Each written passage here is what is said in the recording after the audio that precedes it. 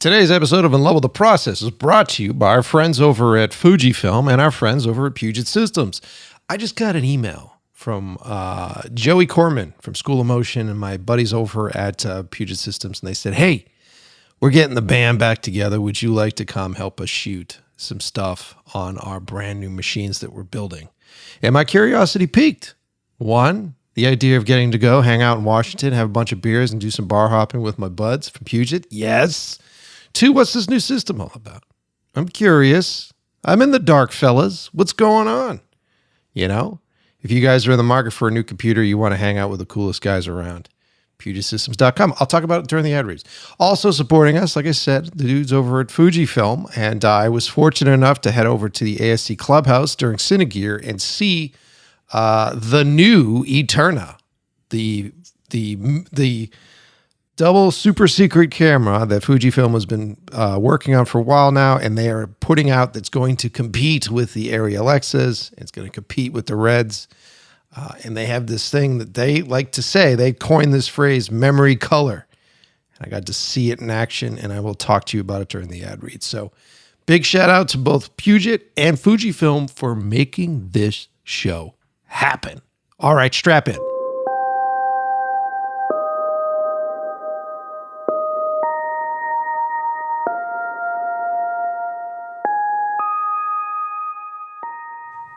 You're listening to the brand new episode of In Love with the Process. How are you? My name is Mike Pecci. This is my show. Welcome. For those newcomers coming here, welcome. For those of you who are coming here because you read the thumbnail about AI and us all sort of processing AI and getting over our fears of AI and sort of embracing and sort of figuring out our place as our industries change, as our world changes. That's what we're trying to do here at the show, man. My name is Mike. I've been a filmmaker for over 25 years now. I've owned businesses. I've run businesses. I like to cook. I'm a chef. I love music. I love vinyls. I love hanging out with friends and drinking beers. All the same things you like. So welcome to the show. And for those of you who have been here since day one, you're ride or died family. I'm telling you right now, I love all of you. Those of you who follow me on Instagram at Mike Pecci and continuously engage. Those of you who asked to see my exclusive movies, thank you so much. For those of you who have been I've been sending out very secret little DMs to fans, giving them access to see who's there. That is happening as well. If you guys want to see who's there, send me a DM at Mike Pecci on Instagram. But before I get into all that stuff, today's show is a great show. And for the past half year, pretty actively, I have been sort of tackling AI on this show. I've been tackling the fear surrounding it. I've been tackling the fear-based marketing campaigns and whether or not our industry is dead and whether or not we're going to be useful as humans. All of this stuff is nightmare fuel for so many of you that are listening right now. And we live in a time period where fear sells. People that are scared buy things. People that are upset talk about things, promote things, put them out there. Hell, I do. And we are plugged into devices that are just pumping dopamine into our brains. And what upsets you is what is the first thing on your algorithm every fucking day. I don't know if you guys noticed that, but generally the first 4 or 5 things that roll through, one of those things is going to make you upset. And that's because it's making people money. And so what I try to do on the show is tackle these topics, tackle these real life issues, and break them apart. Look at them from different angles. Try to be empathetic of both sides. Try to understand how this technology is going to affect people, how this technology is going to affect the income for people, how this technology is going to affect the companies, how this technology is going to affect the continuous grabbing and income of companies, large companies. We are going to talk about that on the show. And then, more importantly, how does AI affect us as artists, as creators, as builders? How does it help us? How does it hurt us? All these things we talk about on today's show.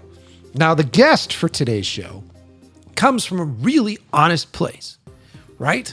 Because I have been posting on my Instagram about this stuff. I ran out some AI video clips. I talked about the restrictions that currently exist with a lot of AI. As a filmmaker that has years of experience and understanding about storytelling, a lot of the generative AI stuff is very restrictive. It's very difficult to sort of process and get through.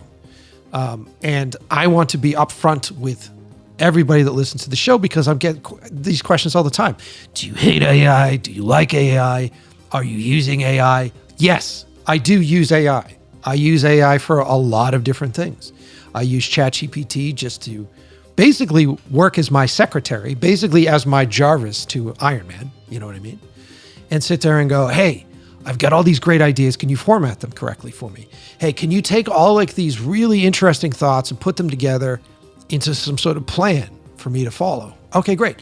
Hey, I wrote this email. I'm dyslexic and my spelling is, 6th grade level. Can you just go through and make sure all my spelling is correct on this email? Yeah, perfect. And now I'm getting to the point where with all the work that I take on as a single person, all the work that I take on to make this show happen, recording episodes, editing episodes, creating graphics, writing descriptions, creating SEO tags, encoding a website, putting all the stuff on a website. I'd like to get to a point where I can just automate all this stuff. I am still putting a call out for an assistant on the show, an internship for any student, anybody that wants to learn about this new tech, anybody that wants to become a podcast producer. Reach out to me if you live in Los Angeles. It doesn't help me if you live in Switzerland, okay? And I know a lot of this stuff can be done remotely, but what's the purpose? You want to be here with me. You want to be a part of the whole process. So if you're in Los Angeles, what I can offer you is an opportunity to work with me, to be in the club with us here, to learn about this new tech, to learn about this new gear, to be involved with podcast episodes, and to meet interesting guests and to go to interesting places. Let me just put it in perspective. Liam, big shout out to Liam, who was my last assistant. His first day with me, he was on as a intern that was getting credit for school. So it was an unpaid internship. But day one with me, we went to Six Flags, recorded an episode with Mike Ambrose, one of the biggest gaffers in our industry, in the back of his lighting truck on the set of a new Jennifer Gardner movie on Six Flags. And when we finished recording the episode, he was like, hey, the park's closed except for employees, so here's some passes, go ride roller coasters. So Liam, who was my assistant, was writing texts to his other classmates that were labeling bins and doing all this ridiculous office work in their internships, and he was riding a roller coaster.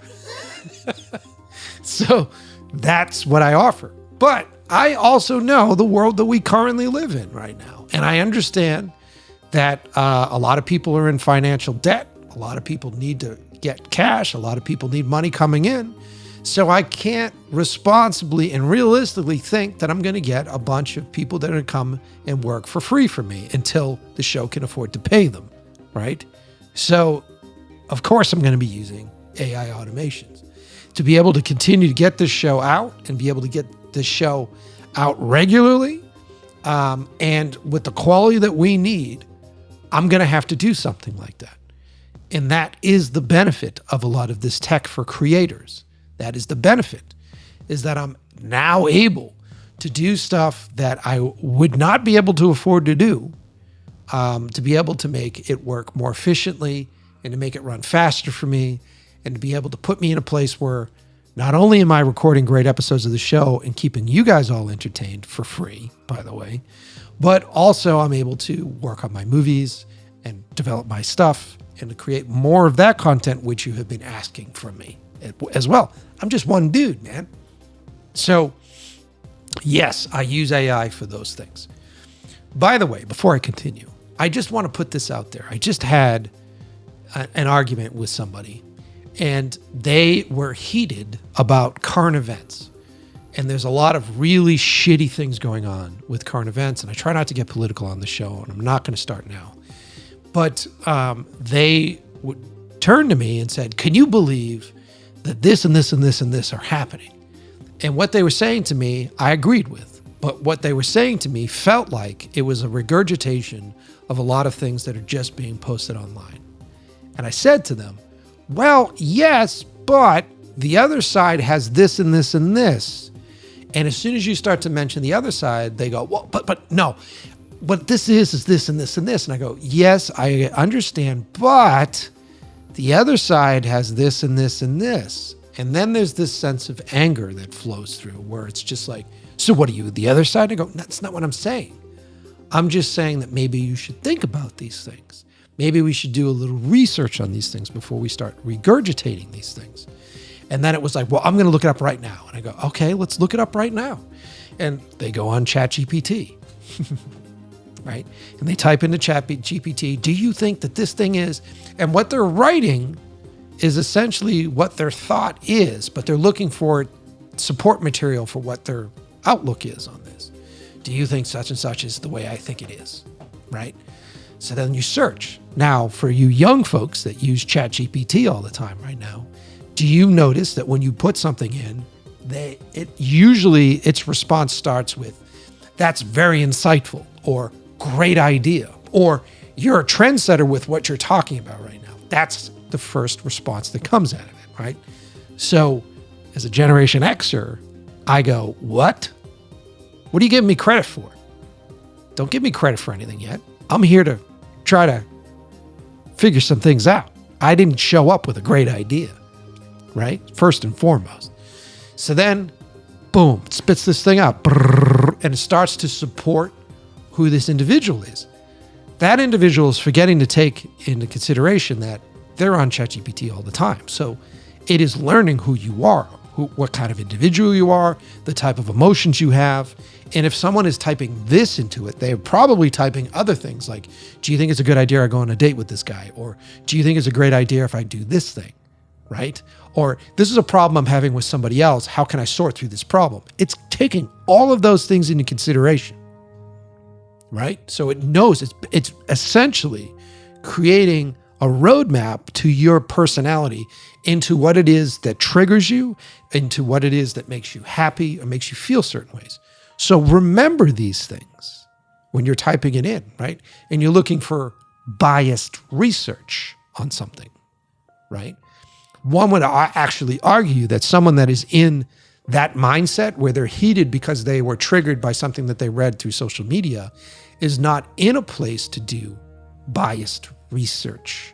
They're in a place to further feel that dopamine that they got from that first hit. But that's besides the point. So they spit out all this stuff, and this person turns to me and goes, see, I told you. And I go, do me a favor, type into ChatGPT, what are your resources for this? What are your references? Where are you getting this information? So they do, reluctantly, because now this is more steps that are slowly taking the burn off of whatever that fire, that dopamine fire that they're feeling. There are more steps for them to actually go, okay, let me do this. So they start to type that in. And it goes, here, these are all our references. And these are the links for our references. And I go, cool, click on the first link. Clicks on the first link. It's a broken link. Oh, so that website doesn't exist anymore. One could argue maybe it was pulling information from that website 4 or 5 months ago. So maybe this version of ChatGPT isn't current. It's pulling information from something else. Okay, click on the second link, broken link. Click on the third link, broken link. Click on the fourth link, broken link.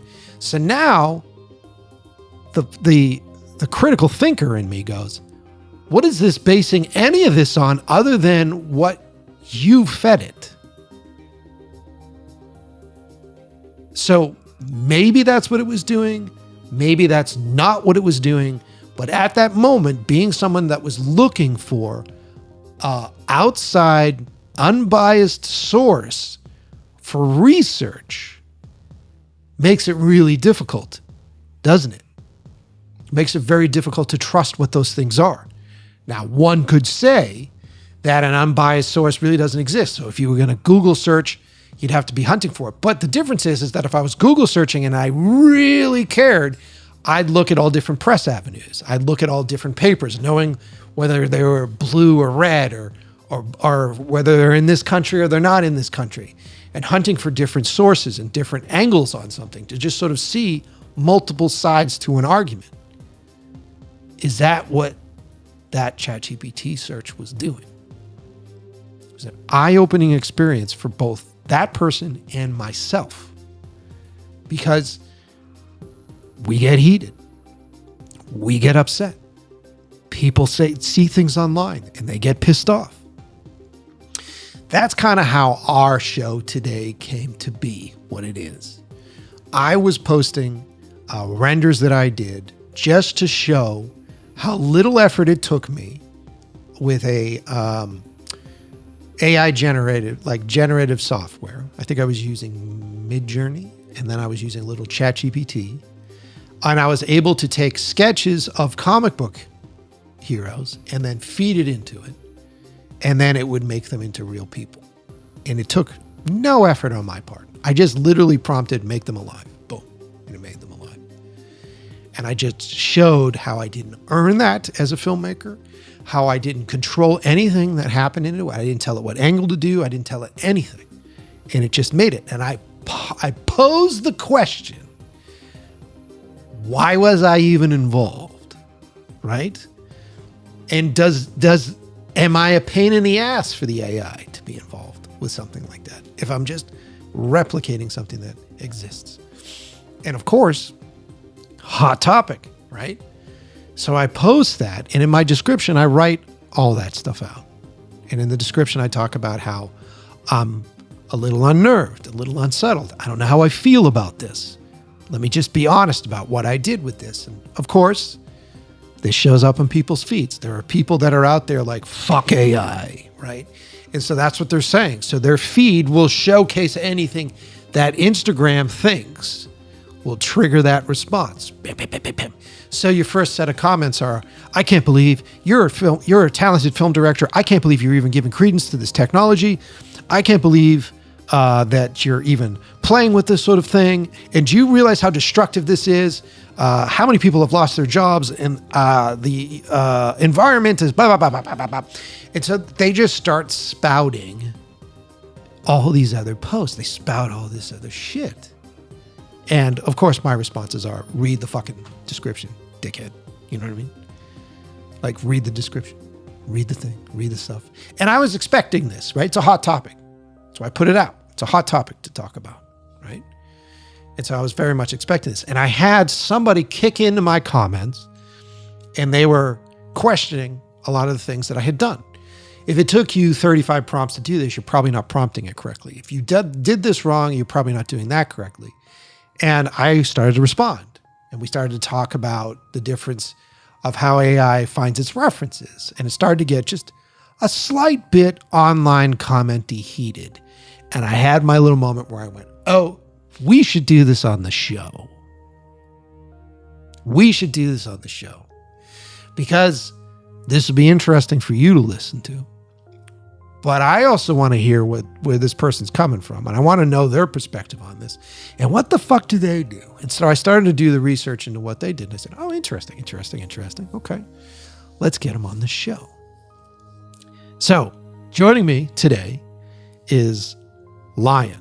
Lion is on the show. He is the guy behind FILMCRUX, the FILMCRUX website, the FILMCRUX Instagram page. They have a bunch of followers. He's always posting about current technology. He's big into AI right now. If you go to his website, this guy has been selling sound packs. He's made a great living off of creating really great tools for filmmakers, whether it's sound packs or LUTs. And him and I meet each other on today's show. And I'm excited for you to be a part of the conversation, because from both our angles, there is no holding back. We ask, we point out, we converse, and we have a solid conversation that goes to some really good places. And so if you're somebody who is afraid, if you're somebody who is upset, if you're somebody who's mad, this is an interesting conversation to listen to, because you're going to hear two sides of the story, and you're going to hear the two of us change sides and go back and forth multiple times. And what you're going to hear, which is so great about having a conversation, not just in some passing sort of commenting text thread or some comment under a post, you're going to hear the two of us learning from each other. You're going to hear the two of us inspiring each other. You're going to hear it going to a really good place. And it's episodes like this. These are the reasons why I do this show. This is the reason why I got out of fucking bed at the crack of dawn this morning with like 4 or 5 hours worth of sleep and got behind the microphone today, because it's a good one. It's a great one. So before we get into it, thank you, everybody. Like I said, for following me on Instagram, for following us in general. For those of you who don't know, go to inlovewiththeprocess.com. I've curated all of our podcast episodes up there. I'm now going to have to put together an entire section just for AI episodes, which, Mike, make a note for yourself. I wish I had my little AI bot where I can go, can you just do that for me right now, please? Because I have to take fucking time out of my day to do that. AI episodes. If you go to In Love with the Process, there you can curate your experience. Like, we have hundreds of episodes that we recorded with cinematographers, filmmakers, chefs, musicians, and I have so many more on the way. That is also the home of Lance and my show, Right Place, Right Time. Great fucking podcast. We're very excited about it. So be sure to go there and check it all out. All right? Okay, let's not delay any further. We're about to take what would normally be a heated conversation over comments under an Instagram post and make it real. So sit back, hold on to your hats, and get ready for an honest conversation about our future on the brand new episode of In Love with the Process.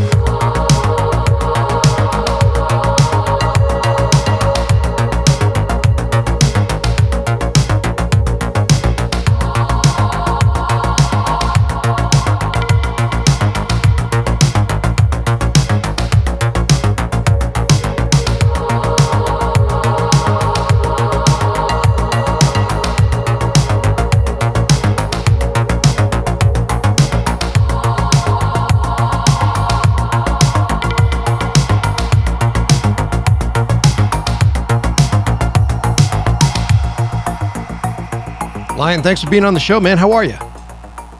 Thanks, Mike. I'm doing great. I appreciate you having me. Yeah. And so the audience knows we've already done this once, and Zencastr crashed. So Good work, Zencaster.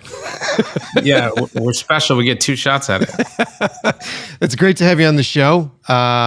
We met through Instagram. I was doing some posts about AI, and you had a lot to say. And I was like, why don't you just come on the show, man? And and we'll get into it, dude. You know.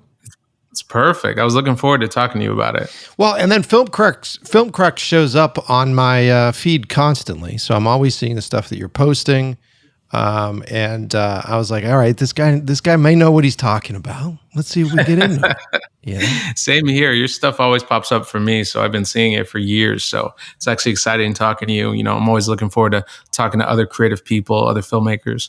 Well, yeah, man. And let's pretend like I didn't already ask you all this stuff.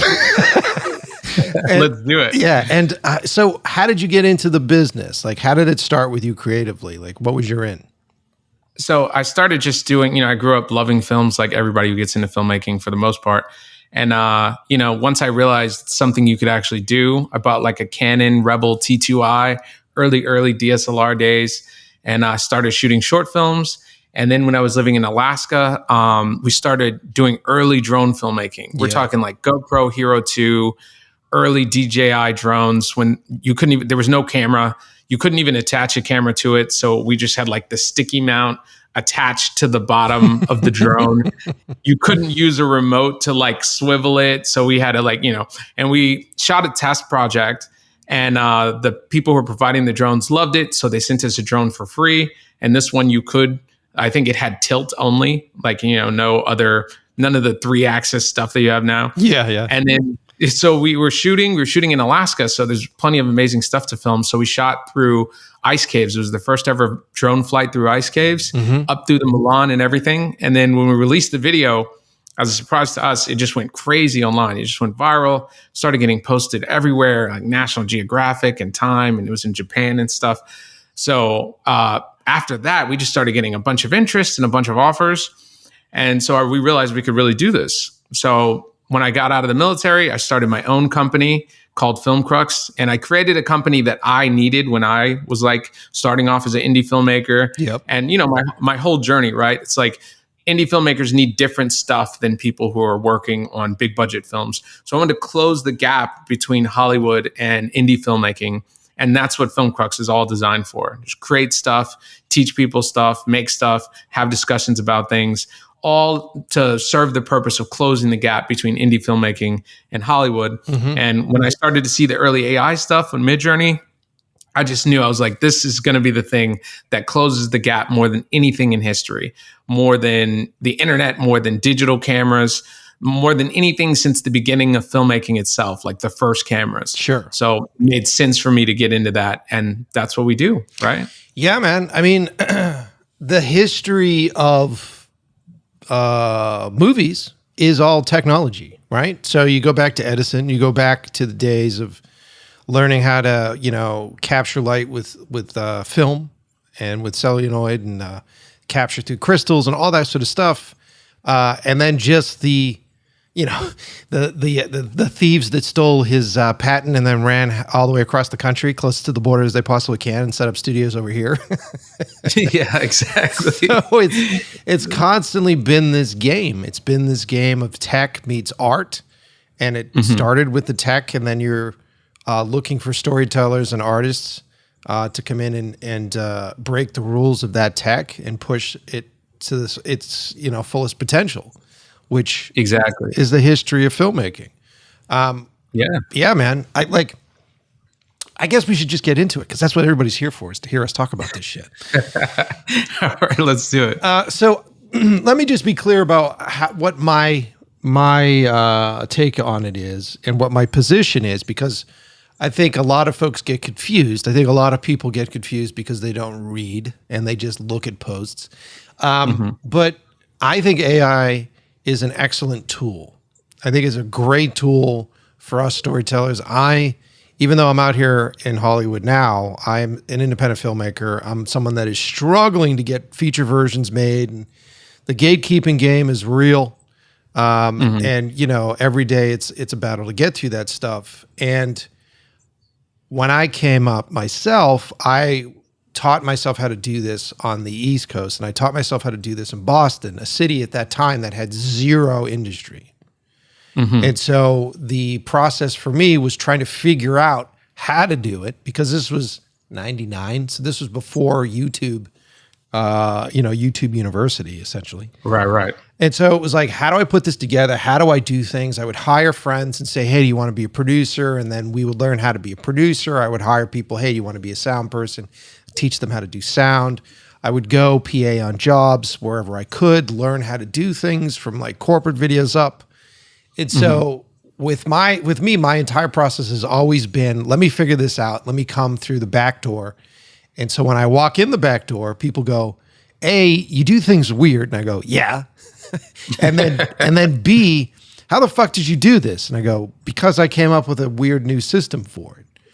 Right. And so exactly, I just wanted to say that that's my history. So when I look at something like AI and the uses of AI and how useful it can be, and I use it every day. So how useful it can be, I think that's really great.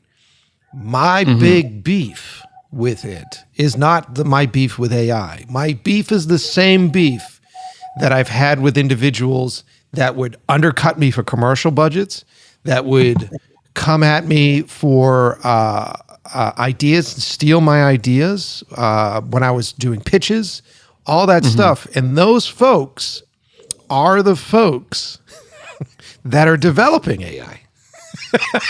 So at the end of the day, the big beef here is with greed. And the big beef here is with the capitalistic, do things cheaper, don't take care of people, cut costs, cut overhead, get rid of the human element, and make as much money as I possibly can so that my grandson's grandson could still be living in the castle that we build walls around. Yeah, I agree. I mean, I feel the same way. The whole point of FILMCRUX is designed to basically obliterate gatekeeping as much as possible. It's the ultimate goal, right? To close that gap between someone who's literally just starting filmmaking today, or someone who's been an independent filmmaker for years, or someone who's making big budget films in Hollywood, to make it better for literally everyone. I don't think people realize how much better it can get. Like, since you started so long ago, like how much better things have gotten as far as just the tools that you're able to use from when you started. Or someone like Robert Rodriguez, just listen to his stories of how he started filmmaking.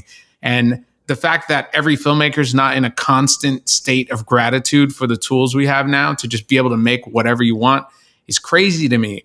Because I remember, we're talking pre-iMovie. People forget that things used to be shot on film and used to have to cut everything with like an X-Acto knife, like paste things together. That's how I started. Yeah. Yeah, exactly. And people were filming on VHS tapes.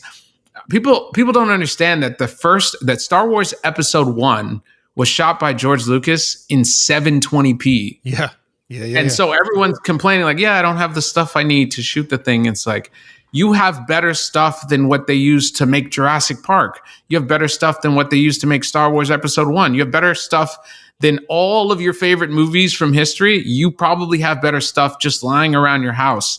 You know what I'm saying? And so to me, I'm extremely optimistic because, studios, they get all these tools and they can use them to do things cheaper or faster or whatever, do more with less. But people are forgetting that advantage mostly leans on individual creators and small teams of creators. Because if you can do 100 times more, 1,000 times more, that used to be the thing that was gatekeeping, right? Oh, you can't do this because you need money. And so you got to ask someone and they have to give you money and then you have to play by their rules. Well, that stuff's getting obliterated. You can go out now and make a feature film where it would have been possible to make the same level of film 5 years ago, 10 years ago, 20 years ago. Sure. And that gap's just compressing and compressing and compressing. So there's a huge advantage to studios or people who could take it and go the greedy side and just use it to, work with less people or, just do things for themselves. But what they don't understand is that all those advantages go to individual creators and help them more. If you're an individual person, well, okay, you were never going to make a $10 million, $100 million movie, $200 million movie on your own terms. Yeah. Now you can make something that would have cost $100 million for $10 million. And soon you'll be able to do it for $1 million, and soon 100,000, and just on and on and on. That's the biggest game changer ever. And I think as long as people don't get too caught up on the fact that, hey, now they could do it easier. It's like, now you can do it easier. Now they can do stuff they couldn't do before. They needed a bunch of people for. I was like, okay, well, you could do those same things, the same exact things. I could do projects now that would have took, I'm a VFX artist. A lot of people don't know, because I do a lot of AI filmmaking. They assume that that's all I do, that I just click some buttons and some, work pops out the other side and the AI did it all. It doesn't do but that. They don't. Yeah, it doesn't do that. It doesn't do that. It doesn't. Not at all. And so even they still think that, like, okay, I only specialize in this one thing. They have no idea that I do all the VFX for FILMCRUX, that I've been doing 3D VFX forever, that I've been doing animation forever, that I know every single job in filmmaking, right? I do all the cinematography, do sound design. Yeah. I do all the narration on our stuff. Yeah. People don't realize that I'm making so many creative decisions, and I'm like so skilled in all these things, that when you then apply that to the multiplier of AI, you can get outrageous outcomes that never would have been possible before. A project that would have took me for VFX months and months to do, I can now do in a week. I could do in a few days. I don't think people realize how much of a game changer that is. It's 100 times more you can do. And the only thing that changed is AI, right? And it's still only in its infancy. We're talking, this thing is like a few days old in the grand scheme of things. What is it going to be like when it's a few years old, right? When it's decades old? It's about to change every aspect, not just of filmmaking, but of every single art form out there, and of every single thing we do, whether we realize it or not. Yeah, I agree with all of this. I think what you're saying is smart, and I think what you're saying is true. And I like the fact that you're actually saying that you are a VFX person and you do all this stuff, because I think the narrative that's put out there right now with AI is all you have to do is write a sentence, and then suddenly you have, a Ridley Scott movie that pops out of the other end of it. And that's the PR press train, especially recently, that Google was doing. And it's not true. It takes a lot of fucking work, and it takes a lot of like frustrating work, because it's not traditional filmmaking work. You're essentially pulling the handle on a slot machine and seeing what comes out of the fucking thing and trying to figure out how to make it work for something after the fact. It has its own limitations, it's its own thing. Yeah. I try to tell people that AI filmmaking, it's animation. People don't realize this, but it's just computer generated imagery, which is animation. And so just like Pixar, making Toy Story is not easy, right? That had to be one of the hardest movies to make. Making Toy Story is unbelievably difficult, but it's computer generated imagery. It's animation. And what people don't understand is just AI is just a different system of computer generated imagery, right? It's just animation. People seem to be upset because there's a few less button clicks, but it's like, if you've ever worked in Blender or Unreal Engine or any of this stuff, this is just the new version of that. It's a more advanced, more efficient version of that, but it's still hard. You still don't click a button and get Toy Story on the other end. It still takes a ton of work, and your taste and your filmmaking skills matter so much to what the final output is actually going to be, right? Because it has constraints just like anything else. It's not perfectly capturing what you have in your mind. You have to do all of this work. Sure. It's not some easy thing. You just sit back and it runs. And people, I think, have this idea in their head where they think AI will eventually be able to just make films on its own, and it will. And I think that makes people nervous. But I try to tell people that, like, they seem bothered that something else can do what they can do, and AI can't do that yet. But even if it could, it doesn't really make sense to be upset by that, because there are other filmmakers who could do what you could do, and you're not upset by that, right? Any person could take a photograph, and you're not upset by that. Why does a robotic system taking a photograph all of a sudden like make people upset? And I think it's just from the fear of change, right? Something new's coming. People don't know what that's going to do, right? They don't know how it's going to affect them. And it's natural for people to have this natural fear for this new system, this new thing that impacts the way they've done things before, because maybe they don't want to change. Maybe they're worried what's going to happen. Sure. And that's normal. I try to be empathetic for that. But, it's just the same pattern over and over again since the beginning of film. Yeah. Well, hold on. I'm with you on this. But let me just tell another quick story here. Let me tell another very relevant story. So when I started in the business, it was on the eve of digital. So it was on the eve of like the Canon XL1s, on the eve of all that stuff. So prior to when I was in film school, it was all still old school cinematographers, 35 millimeter. You had to have money to process film. You had to have money to rent the cameras.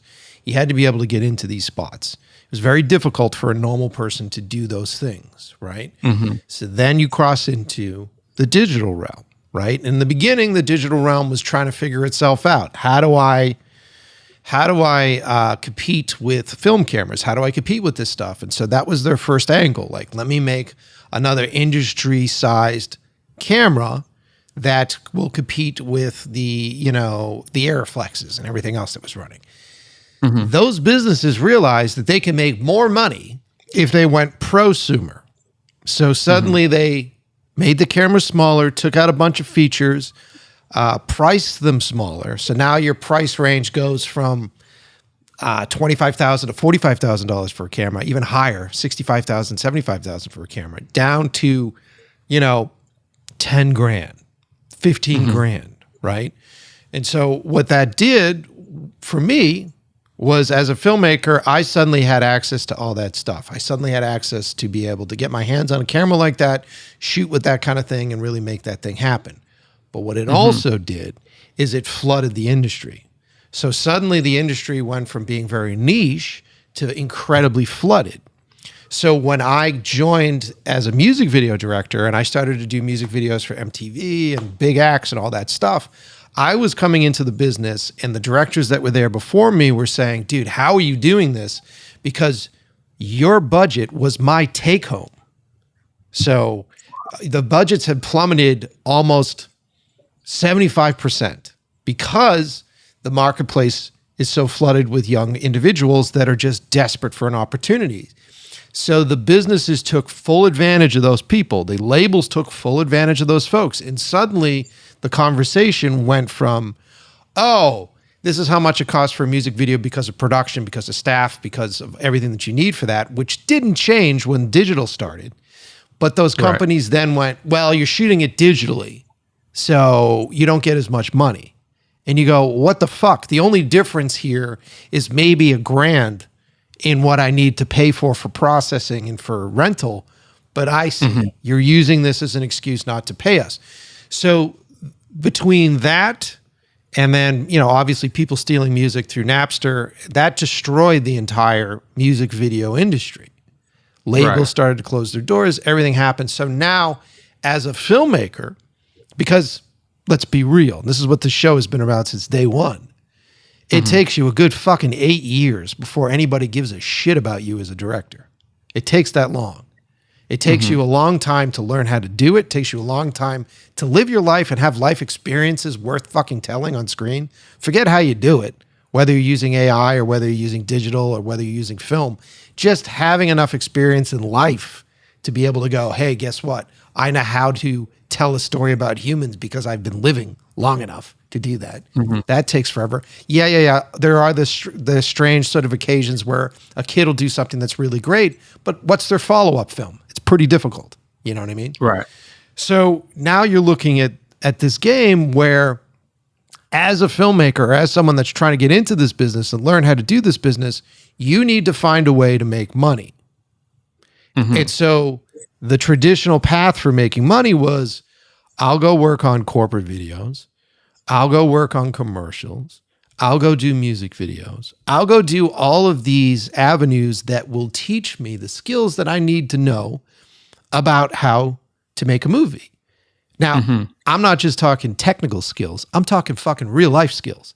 How to communicate ideas to multiple people on a set, how to show up on time, how to deliver, right? How to do all of the stuff that is required to create something. You learn those skills, right? So as we progress, and this has been going on for at least 15 years, as we progress through the business, suddenly the tools become easier. The tools become widely accessible. Now we have DSLRs. Now you're talking to somebody who wants to do a commercial and they go, why would I pay your cinematographer $2,500 to come and shoot for 2 days when my nephew has a DSLR? So it completely devalued it. And then if you look into photography and the world of photography, as soon as everybody got a cell phone in their hands, an iPhone in their hands, and the marketing for iPhone, the marketing that came out of Apple was just as good as any professional camera that you've ever used. It's not fucking true, but that's the marketing. The marketing is you could shoot whatever you want with this camera. It'll make it great. That destroyed the photography industry. Destroyed it. Now, are there still professional photographers out there shooting like billboards and shooting stuff? Yes, my fiance is one. Totally. But it destroyed the entire, because all of those low buck clients that young filmmakers rely upon, the people that'll have like a $5,000 budget, maybe a $10,000 budget, are suddenly like, nah, you could just shoot that with a fucking iPhone, so I'll give you $400. So that's your concern, is like the same path continuing to happen with filmmaking. And basically what ends up happening is that young filmmakers aren't able to make any money. Because how can you be, and let me tell you, this is a fucking problem that I have, right? I've been directing now for over 25 years, right? And I'm doing this show. I just did commercial stuff for Guy Ritchie's thing. I did 3 or 4 things, and I'm trying to get a fucking feature made, right? And I'm trying to plan out a feature that I'm going to shoot on my own. I literally don't have enough fucking time in the day to sit down. I had to clear my entire schedule yesterday to sit down and just do prep on stuff, because it requires that much energy. Yeah, it does. To do that. So if you're not in a position, right now we're going to go the way of musicians, because musicians are in the same boat. Musicians that suddenly, when Spotify showed up and didn't give a fuck about the artists and said, hey, guess what? We're going to take everything and put it all up there for free, essentially. And the audience was like, what the fuck? And they go, no, we're just going to put it up there for free. You're either with the train or you're not with the train. And then they were like, you got to pay us. And they go, sure. Here's 0.00005 cents per play on the thing that we're going to do. And so now all my favorite musicians, they're fucking janitors. They're people that are trying to make the fucking cash on this. So, and this is my argument. So I'm not making this shit up. This is not me putting on a fucking tinfoil hat and screaming. Meta's doing this right now. Meta's new marketing strategy is fuck ad agencies, which, whatever. What we're going to do is this. We're going to use AI. So you pay us as a company, a subscription. AI will scrub the internet and say, here in this 15 minutes, here's what's hot. Here's what's going on with a meme. We'll use our AI to replicate whatever that thing is that you want it to do. So it'll literally be able to grab another advertisement, copy the font, copy the colors, copy everything. Just put your fucking product in front of it and instantaneously put it out there. Do all of the commercials, do all of the ad campaign, all print campaign, do all of the copy, the SEO, the website in minutes. And who's going to make the motherfucking money? Meta. They're going to sit there and go, just subscribe. So everybody that's like, whoa, shit, I've got this really interesting company idea. I'm just going to put it out there. And then boom, it's just running consistently, completely obliterating an entire marketplace. Now, and I'll let you go in a second. I'm almost done with my rant. Now, no, you're good. Now there will be boutique places and there will be boutique artists like you want to be, like I want to be, that are fighting against the system, somehow financially able to do it still. And they'll be breaking the rules and they'll be making things and they'll be doing things that are completely different than everybody else. And then these motherfuckers will just go, cool, just study what that is and then do that immediately. And so, continue. Yeah. That's the world that we're confronting right now. That is the risk. And that is the concern that I think that people that want to get into this business should really fucking think about before they even decide to walk this way right now.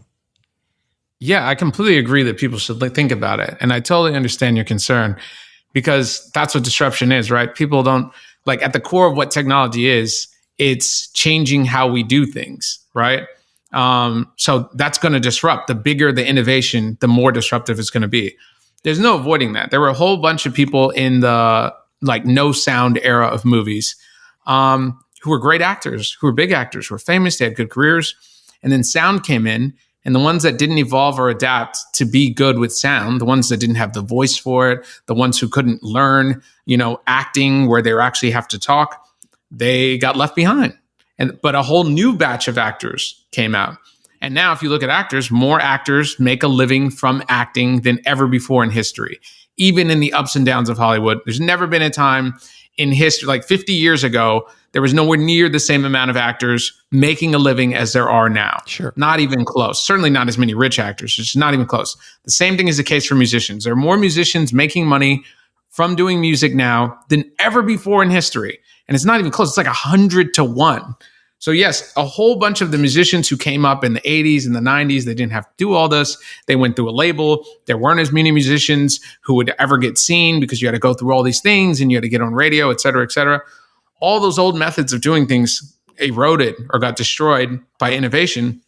But now there's never been more people making money from music ever in history. Well. It's a loaded statement, though. There's never been more people. There's never been more people making music in history. Making money from music, making a living. There are more people making money from music now than ever before in history, and it's like 100 to 1. I mean, it doesn't seem like it, but it is. I think you got to look at because I've done this. I think you got to look at the fucking facts on it. I think there's a lot of people that aren't making money on music. I think there are more people that aren't making money on music, and I think your opportunity to make money on music has shrunken, not because the old system doesn't exist the way that the old system does, but because of the innovation has cheapened it for the consumer. So the consumer... that's true. But it's also cheapened it for the artist. Well, but think about it. You could put merch on a Squarespace site or Shopify site, have it up today, sell to your 1,000 true fans, and you could be making way more. You could be doing that in a way that would have been impossible for a teeny tiny artist to do in the 90s or the 80s. You're not going to screen print thousands of shirts yourself back in the day. You had to be a pretty big band or extremely committed to do that. The amount of syncing deals, if you think about how many shows there are hundreds more shows, thousands more shows than there were back in the 90s that are out because of streaming. Sure. All those shows are paying sync deals. Video games make more money than movies and TV and music put together. Sure. All these video games are syncing music from artists. I know small, teeny tiny artists who aren't even good, who are getting a song, got into a sync deal, and then they're like paying off their house, right? And these things aren't outlier things. There are tons of musicians who aren't making any money. That's true because there are way more musicians than ever before in history. But of all these musicians, of all these music artists, way more of them are making way more money than ever before. Yeah, it's not even close. That's why you're getting all these billionaire musicians. That was never a thing before. You never got these Taylor Swift and Beyonce things where they're going on one tour and making $2 billion. Yeah, hold on. Taylor Swift only exists because Taylor's a fucking nepo. So there's interesting things when you look at Beyonce and you look at all these artists that we like to say do these things. They came up through the old system. That's how they got their audiences. So they're still in the current system now. But they still are making way more money than ever before. Yeah, so it doesn't matter if you're starting or if you're from the old system. All these advantages that exist innovation-wise are available to everyone. Everyone can use Spotify. Everyone can get on Apple Music. Everyone could use DistroKid or TuneCore. It's really not as many gates as people think. Everyone can use YouTube. Hold on. Everybody can use these things, but they are gatekeeping these things. So unless you fall, like right now, for instance, right? How many followers? We both have about the equal amount of followers on Instagram. I do a post and Instagram will decide whether or not it's going to show fucking 2,000 of the people that subscribed it to me. Mm-hmm. It's going to sit there and go, there isn't enough traffic, or you're not using the right buttons, or you're not using our new features, so we're only going to show this to a handful of people, and if those handful of people are interested, then we'll show it to more people, and if those people are more interested, just instantaneously gatekeeping. If you're someone that's going to start up a podcast, for instance, I've been doing this for 6 years. If you're someone that's going to start up a podcast, right, and you're trying to build your audience from nothing, good luck. Good luck registering on the algorithm on YouTube. But if you're like Bert Kreischer or Tom Segura, those guys are building off an audience that was built every time that they were on Comedy Central, every time that one of the larger companies or their reps, they're all rep by like UTA, all those folks pay behind the scenes deals for advertising. So those guys all jump ship, whether you're any of those comedians, they are left with a giant audience already. And so then they went over to a YouTube channel or to one of these places, especially when they're developing, going over to Netflix early on with an audience. So that's why Netflix was like, yeah, fuck yeah. We'll take all these comedians and we'll promote the shit out of your stuff, because they know that they're coming with 100,000 people, 200,000 people, 1 million people, 1.5 million people. And the same thing can be said about these musicians that we're talking about that are very successful. Beyonce selling out more albums. Of course, she's got like years and years of shady record deal stuff going on. I mean, hell, she was in Destiny's Child before her father fucking fired most of the band and made her a solo person. So like you can't look at these larger studies as somebody who doesn't exist in the industry, doesn't have family or relatives in the industry, and doesn't have any connections in the industry. And you might be the lucky individual that strikes fucking gold. But even some of the biggest YouTubers like Rhett and Link, those fucking dudes have been at it since they were fucking teenagers. And they've been running hard every year, you know? People are basically complaining that it's really hard. It's like, yeah, it's really hard. If you want to outsize returns, if you want to make millions of dollars, then you have to be an outlier. And you can't just relax your way into making millions of dollars. People want a huge following, but they don't want to put in the work to get a huge following. It's like, okay, well, I don't know what to tell you. If you're willing to put in the work, you can do it. I know you can do it because I did it and I help people do it all the time. I literally went from zero on Instagram to like, I have 250,000 on Instagram, 250,000 on TikTok, like 250,000 on YouTube now. I have the biggest filmmaking newsletter in the world with 600,000 subscribers. I had no connections, didn't know anyone, didn't have any money, didn't do anything. I literally started it from scratch, from zero. How'd you do it? The only difference, I just did it by learning all the tools, right? But I realized you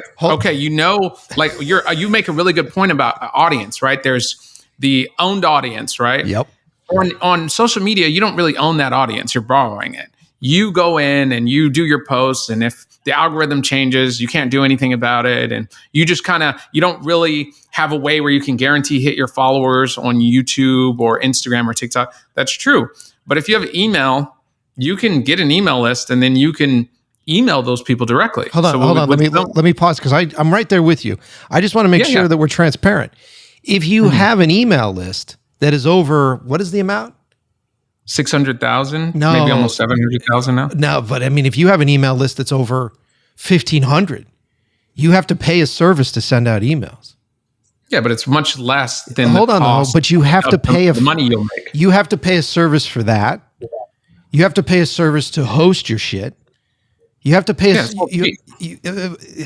you didn't, right? Like if you have 1,500 emails, you can actually have 1,500 emails and send out free emails, even through MailChimp. I don't know what their actual level is of how many emails you need to have before you start paying, but I'm pretty sure if you have 1,500, there's a bunch of email services where you don't have to pay. They're going to find a way. They're going to find a way to charge you immediately. They will. Well, even then, on Squarespace, you can send out 250,000 emails a month for $40. So if you have 250,000 emails you can send and you can't make $40, then you either don't have a good audience or you don't know how to provide value for people. Because $40 to send out 250,000 emails, if you say that the cost is the reason you can't do it, then it's just an excuse. Anyone could pay $40 to send out 250,000 emails and you can't make $1 from 40 people, then you're just not offering any value, because people don't want to buy what you have. They don't want to watch what you have. They don't want to rent it. They don't want to pay for it.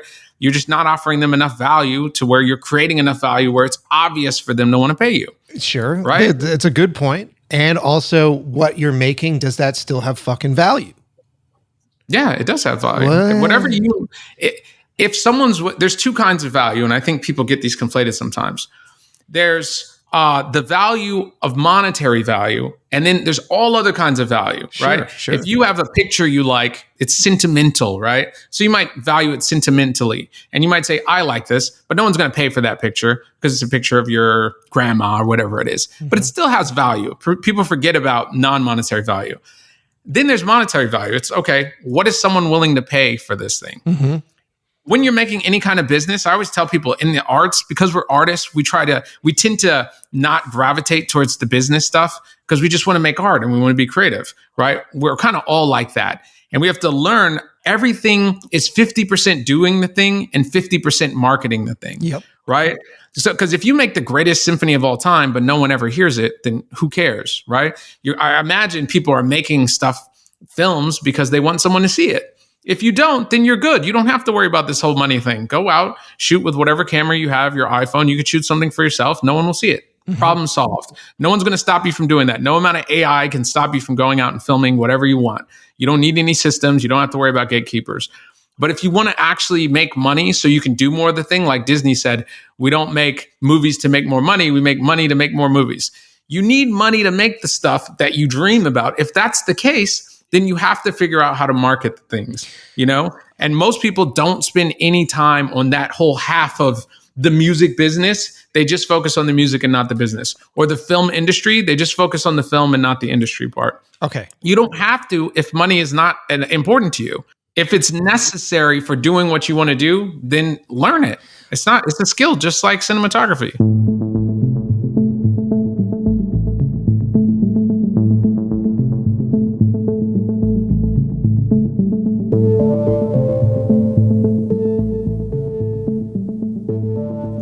All right, gang, it is time to take a hot second and let's talk about our sponsors on the show.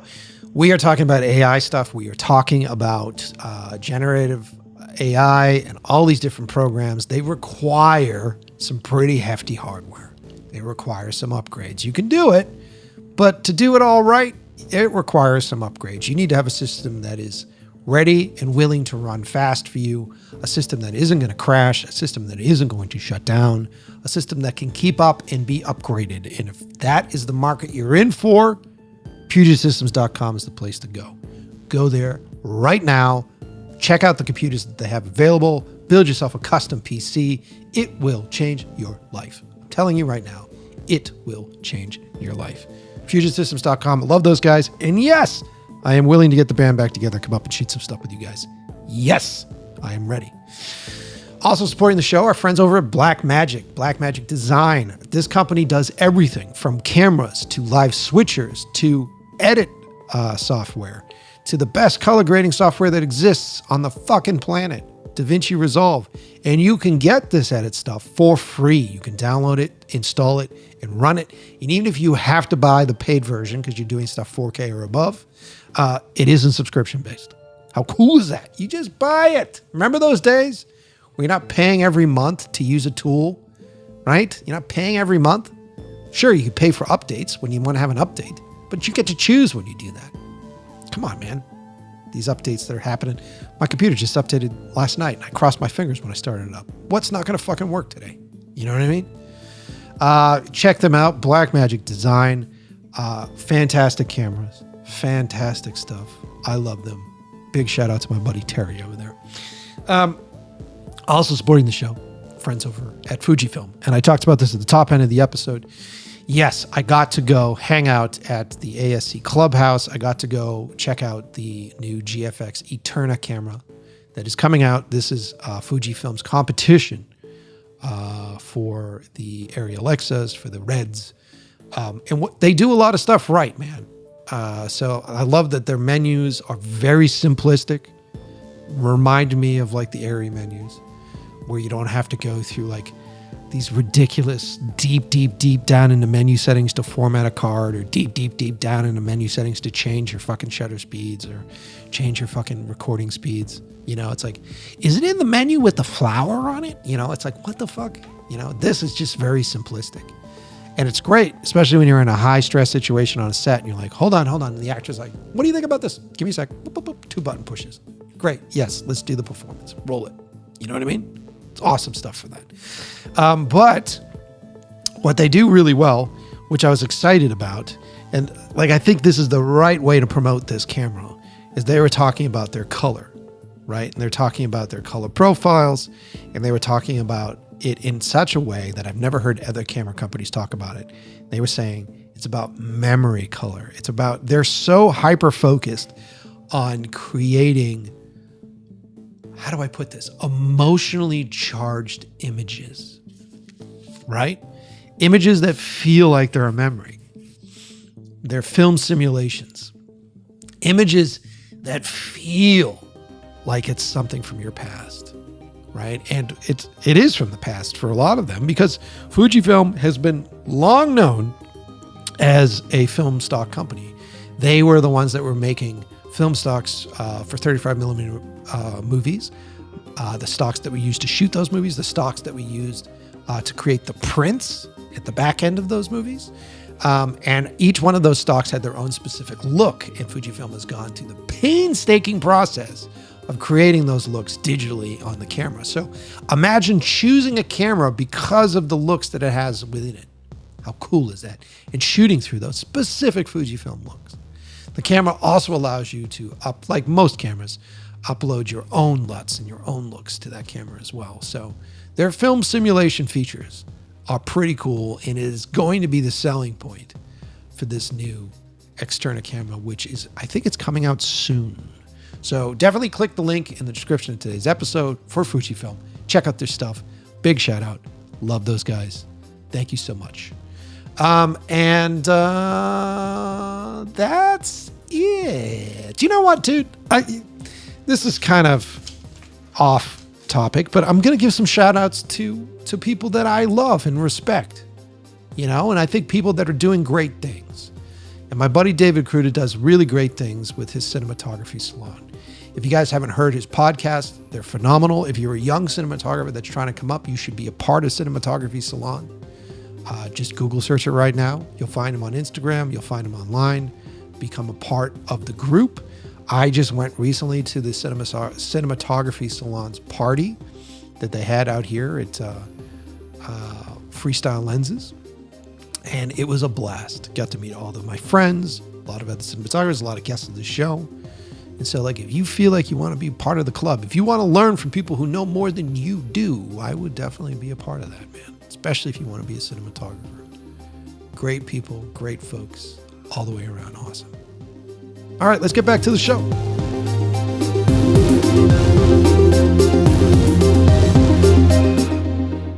We're talking about really sort of tackling a very specific thing, right? If you don't have the passion to promote yourself or the confidence to promote yourself, you fall off the map. That happens regardless of what's happening technology-wise. That happens regardless of what that is. So what we're talking about here is value, right? And we're talking about how do you create something that has value to an audience, and how do you protect that value, right? So, I mean, prime example with 12 cam. I could have just taken 12 cam, a movie about Russians, all subtitled in Russians, a bunch of naked dudes at the back end, right? And, and just dump that on fucking YouTube. Mm-hmm. I could just dump that out on YouTube like everybody else, like the system says. If you're going to make something, put it on YouTube, get as many likes and as many watches as you possibly can, and everybody's going to be interested in it. That could have been the path. That was the path that we're sold to do, right? Mm-hmm. But there's no value to it. So suddenly there's this film that can get dumped on the internet that anybody could fucking see, that's not going to hit any of the algorithms. You bet your ass that YouTube's not going to be like, kids don't give a fuck about people that speak in Russian, right? Yeah, it's a 30-minute short film. It's going to be a really hard sell the traditional way. I got fucking rejected from all film festivals. So that whole process, going that traditional way, I lose my value. So I give away my value for the film, and I put it out there with the hopes that big business is going to take care of my ass. Or I make it valuable by saying that the only way you can watch is by directly contacting me. And then that becomes something interesting. Now I have teenage girls all over the world that are like, can we watch this movie about Russians? And I'm like, are you fucking... And the studios are contacting me, and I have executives contacting me going, how are you getting people to watch a movie about naked Russians? Because I retained and made it exclusive and made it a valuable fucking commodity. And it's shot really great, but none of the fact that it's shot well or what camera I use, none of that matters. None of that matters. It was the fact that I made it a valuable thing. Now, you know who else is doing this? Fucking Disney. It's no strange coincidence that Disney went out of their way to buy up every property that we grew up loving and knowing before AI came out. So they went out of their way to buy all these properties, knowing that the only way that you'll be able to see Spider-Man put on his pajamas again and climb a building and fight a guy with fucking octopus arms is through Disney and their fucking permission. Mm-hmm. And if you and I right now jump on to Midjourney or ChatGPT and say, make me Spider-Man, we're going to get, if it even runs it, we're going to get some lame knockoff version of it because fucking Disney has their hands in it. And here's the other thing that's interesting. Now, when you hear the stories about what the big corporations are doing, Disney's doing, and what the record labels are doing, I'm half of the mind. The fact that you and I are even having this conversation is because those people put out memes and fucking Instagram posts on protect, they're stealing our stuff and protect our stuff.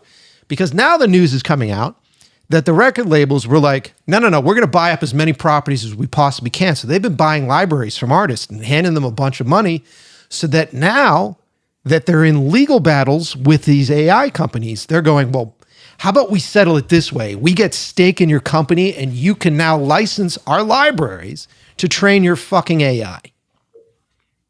Yeah, all that stuff is happening. Dude, and so before we, because I'll let you jump right in. Mm-hmm. This is the world that we're playing in as artists. So how the fuck can you or me or the new person coming into this business make a living when it's being controlled this hard by corporations, nefariously set up, and the dominoes are weighed against you? So sure, you and I can make a bunch of things. And man, my only fucking hope right now is that my audience that likes my stuff might give me $20 or $5 a thing. Dude, I've been sending out links for people to pay for my movie, $2.99. And more than half the people go, oh, $2.99. Huh, I don't know if I can pay $2.99 for a fucking movie. And you just go, oh, because you don't have to pay for it anywhere else. You pay for a fucking subscription fee on Netflix. You get whatever the fuck you want. You pay for, or you just listen to ads for something on Spotify. You can listen to every fucking thing that exists on the fucking universe.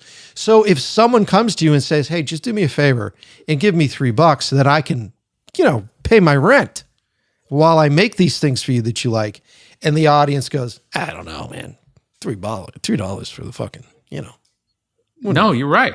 You're absolutely right. I mean, first of all, let me just say that the marketing for 12KM is probably one of the most genius marketing ideas in the history of filmmaking. Don't inflate my ego. I appreciate that. No, I'm being serious. As soon as I saw it, and I thought that was the most genius thing. I've never seen that before. I thought it was the most genius thing, as genius as Radiohead doing a pay what you want on their website. I thought it was so brilliant. And you spent that extra effort and time to create all of that extra value, because perceived value is value. Yep. If people think the thing is more interesting, that changes the value. I think, who was it who was talking about this? They were basically saying, I think he was the head of Louis Vuitton before Pharrell took over.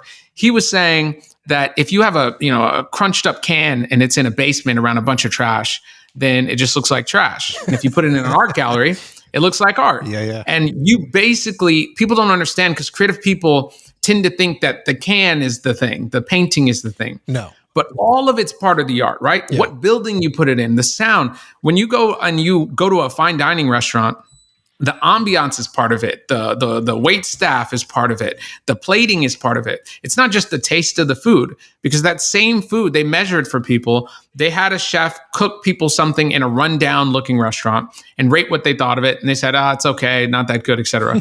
The chef cooked the exact same thing in a fine dining restaurant, no changes, and people thought it was terrific. That was the best meal they ever had. That's all part of the art, right? It's all part of the art. And I think too many artists stop at like the edge of, okay, I made the song, and then they don't think of everything around it. Oh, I made the film, and they don't think of everything else around it as being part of the art. And one of the amazing things is, if you want to make more money now, it's never been easier, right? We're connected to the internet. That means you have billions of possible people you can reach. That didn't exist 20, 30 years ago. You just couldn't reach those billions of people. that means all you have to do is find the people who want exactly what you want, and you don't need a lot of them. Get those 1,000 true fans. You get 1,000 people to pay you $100 a year, you're making $100,000 a year. Sure. It's easy to do, but it's impossible to do if you do the old methods, right? Mm-hmm. If you're still if you're using new tools, but the old methodology for monetizing, you won't make any money, right? The idea that, like, if you're a musician, don't expect to make music from the song. You don't put out the song and say, oh, well, no one's buying my CD in stores. Like, yeah, you're not going to make any money from CDs. But there's so many other ways to make music if you look at and to make money from music, if you look at the new ways for monetizing. One of the things that happens is everyone gets stuck in the old ways of monetizing, and they just, haven't evolved or innovated. They don't think about what's the new ways to make money. We make plenty of money at FILMCRUX, and we don't do anything that even existed 10 years ago, or 20 years ago. Mm-hmm. Only doing new stuff or introducing new ways to monetize. A good example is one of the things we do. I want to use AI tools all the time. So these AI companies pay me to showcase their tools, and I use that to make whatever creative ideas I can think of. So they're basically paying me to make films I would have paid to make in the first place. That shows off their stuff. They get a whole bunch of users. It shows people what they can make. So it helps the audience get inspired and say, oh, I can use this stuff. And then I make making of videos showing people how we did those things and how we made those new techniques so that everyone in the world who's interested in AI filmmaking can benefit by doing them. Sure. So it's symbiotic, right? Sure. They're paying me, and then the audience is like, oh, well, what stuff did you use? And we have packs that we use. I use it. I just basically sell what I use all the time, right? So we have our sound packs. I use them in every single project. I just basically made the sounds that I use for myself available to other people because I know they'll probably be useful and valuable because they're so valuable to me. And that's the way to monetize, by thinking about what's the thing that people actually value. If they don't value paying for music, then you shouldn't try to sell music, right? If they don't value paying to watch short films, then it's going to be hard to monetize getting people to pay to watch short films. Yeah. But it's going to be easy to monetize other ways. It's just those ways are so new. With everything changing, you have to invent ways. The same way you were creative with 12KM, that's the kind of approach people have to do with marketing in general and monetizing what they do in general. You don't have to wait for someone to give you money anymore. You can make a thing, even a small thing, and then monetize that thing and make 10 times more than anyone would have ever paid you. Or someone would have never paid you to make the thing you want to make, right? And you can still monetize that. Yeah, dude, I'm with you. I've been doing that for 10 years. I had 2 of my films paid for by corporations. I have ad reads on this show. I'm with you. It's not a new thing. It's called marketing. There are entire marketing departments that just hunt for influencers, and they spend more money on influencers. They're at a point, because I was directing commercials. They're at a point where I was working for, I'm not going to say the company's names because that would be wrong, but I was working for specific companies, and they were hiring me to be director, and I was like, all right, here's how much it will cost to come in and I'll direct your commercial for you. I'll do your bit. And they'll go, oh, okay, cool.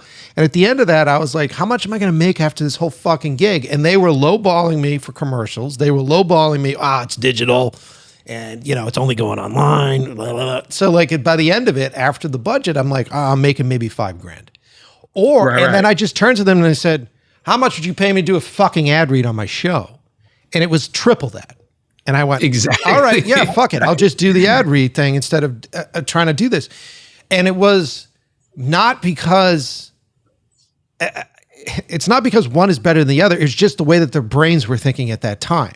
Now I'm watching these companies go, man, we've blown all this money on influencers.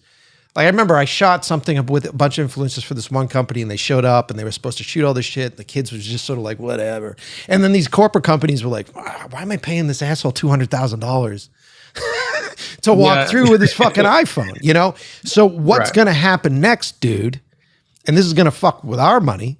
So what's going to happen next is, since they can with AI, they're just going to make fucking AI influencers, which we know exists. And so now they're going to create their own influencers. Now they're going to create all their own actors and actresses that are completely AI built, that people are like, wow, who's this new Scarlett Johansson? Young kids who don't know the fucking difference are going to be like, wow, I like that character. So now they don't have to pay that actor to be on set. They don't have to pay that actor to do press tours. They don't have to deal with the fucking bullshit of how hard it is to do press tours. They'll hire some poor son of a bitch, like the corporations do now, that wanted to be a filmmaker, met a woman, got her pregnant, has to get a house, now needs a full fucking time job. They're going to put him on a salary and they're going to stick him in a fucking cave somewhere. And they're going to go, just monitor the AI for us and make sure you're giving it some good prompts. And this poor son of a bitch is going to sit there for hours and hours on end, like currently exists right now with internal producers of corporations. And they're going to go like, they're going to get burnt out. They're going to be like, fuck it. And then they'll go, oh yeah, we figured out another AI app that'll do your job. So get the fuck out of here, dude. And it's just... Sure.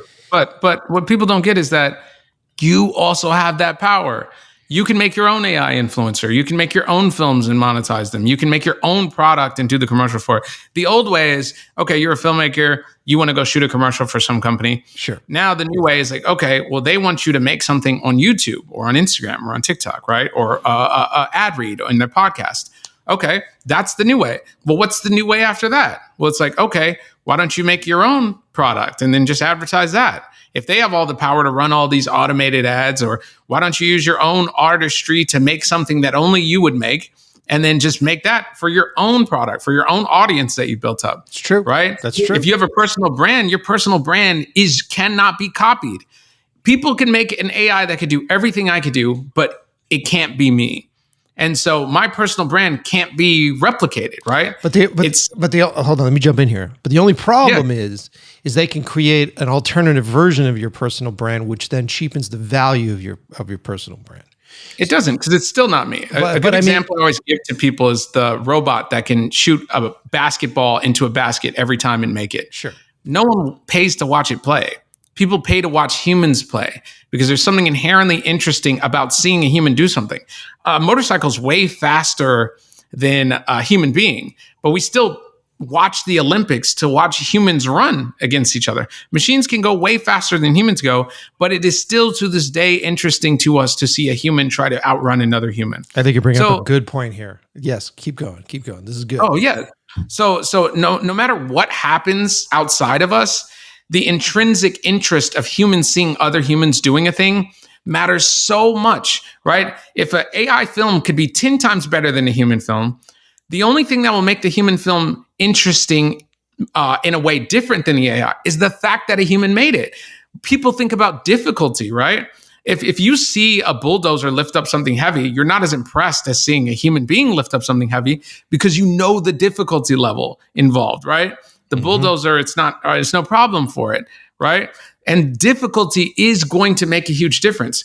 It's the same reason why no one's willing to pay $200 million for a printout photo of the Mona Lisa. And that will never change. I think you bring up a really good point. I completely agree with you, dude. Like, there's a reason why Tom Cruise is still selling out Mission Impossible movies, because he's getting out in the fucking airplane and running down the wing. There's a reason why young kids are very interested in live shows and live performances now, because who knows if the guitarist is going to break a string and what's going to happen with that. There's a reason why I think it was the CEO of Reddit is now investing all of his money into live sports, because he knows that people are still convinced, or people are still committed to watching humans try to get over that struggle. You're right, dude. And this is the only thing that keeps me alive. I've been playing the counteract to this conversation intentionally on this episode, but the thing that keeps me alive as a filmmaker is the human experience and my promotion. And that's what I do on the show. That's what I do with my work and my posts, is it's always like, here is why doing it in life and doing it for real is fun. Here are the things that are fun about this. Here are the exciting things about it. And even in a world, and we're pushing into that now, where everything's going to be able to be done with AI, I'm still going to be doing it with other people. It may not be 100 people. It may just be 15 of my friends, but that in itself is the romance. That is the story. It's like, don't you want to hang out with 15 of your friends and not be alone in a fucking cave somewhere? You know? Exactly. Like that. I couldn't agree more. Yeah. That's beautiful. Yeah, dude. Yeah, I'm right there with you, brother. And I'm hitting you with these questions, and I'm hitting you hard, because this is really the arguments that are happening right now. And these are the things that I think ultimately, honestly, dude, if I was to put on the tinfoil hat, honestly, I feel like we're just tiny little ants in an argument that was created by giants. And these giants are creating this sort of public discourse because they're trying to make the best selling deals and the best profit margins for things that are happening.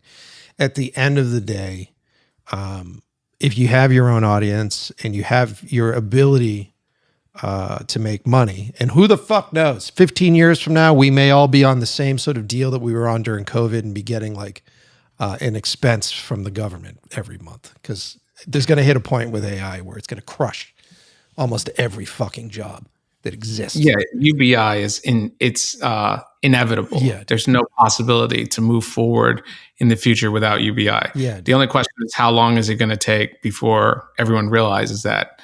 But there's no other option. And I mean, imagine a world, and I talked with I had him on the show. Is it Jonathan that I had on the show? We were talking about this. Imagine a world where you don't have to worry about, making money. Wouldn't that be great? If you're in a space where, it's like, fuck, I don't have to worry about whether or not I got groceries in the fridge. I don't have to worry about whether or not I have healthcare. I don't have to worry about whether or not I can make fucking rent.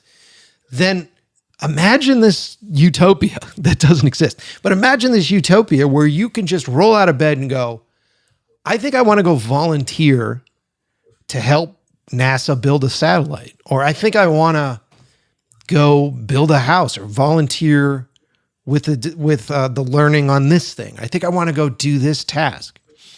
That would be an amazing utopia, right? Like, that's the future. I try to tell people people get all hung up on jobs. There's like, yeah, but what about jobs? What about jobs? And I keep trying to tell people, jobs aren't the point.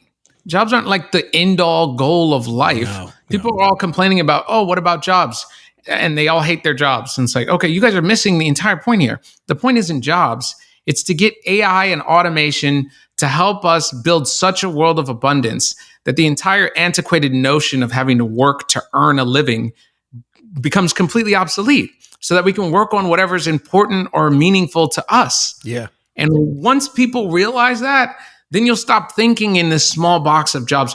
Jobs aren't even the best way to make money. In fact, jobs are the worst way to make money. Yeah. You're trading your time for money. You may not like it. You may not be invested, and you're trading your time for money. You want to disconnect your time from money making as much as possible. You want to make money while you're sleeping. You want to make money while you're working on whatever you love, whatever you're passionate about. Money is just a tool we need now to make these things sort of work. But once it becomes irrelevant, which it inevitably will, then no one's going to care about jobs. Once we're going to be in this future where you're not even going to think of life in terms of jobs. You're going to do exactly what you said. What am I passionate about? What's exciting to me? What am I interested in? And just go do that thing, right? There's none of that same stuff is stopping you. Most people now are not doing the thing that they've always dreamed about. And now now that that's becoming more and more possible, they're complaining about it. And it blows my mind. Well, I mean, but hold on. We can't overlook the fact that it's not going to happen in 5 years. You can't overlook the fact that it's not going to happen in 10 years, dude. So like, there's this whole period of time where we do exist ridiculously in a capitalist society where money is needed to do anything. And money is needed to keep you off the fucking street, dude. So yeah. But it's easier and easier to make money than ever. There are over 1 million millionaires in California alone. There are more people more people are investing now. You know how many people have Robinhood accounts or have ownership of crypto, or how many people have their own small businesses or who are working online or have side hustles. It's easier than ever before in history to make money. Like, people who lived 100 years ago would have dreamed of it being this easy to make money. It couldn't be easier because we're so interconnected, right? You have access to billions of people. Mm-hmm. You don't need all of them. You need a teeny tiny sliver. You need just a small group of those people, and you can make way more money than you've ever made. And so I always tell people, like, if you want to make $100,000 a year, or you want to make $1 million, it's no problem. I could tell you how to do it. Whether you do it or not, that's completely up to you. But you could do it. And it doesn't even matter what your interest is. If you're super, super interested in Star Wars, you could make $100,000 a year just talking about Star Wars and making Star Wars stuff even without owning any of the property of Star Wars at all. You could make a whole podcast and a whole YouTube channel about Star Wars, get to $100,000 a year, no problem. Get Disney writing you a check to do stuff about their Star Wars thing. Get you coming to host their podcast about Star Wars or some new Star Wars show, after show.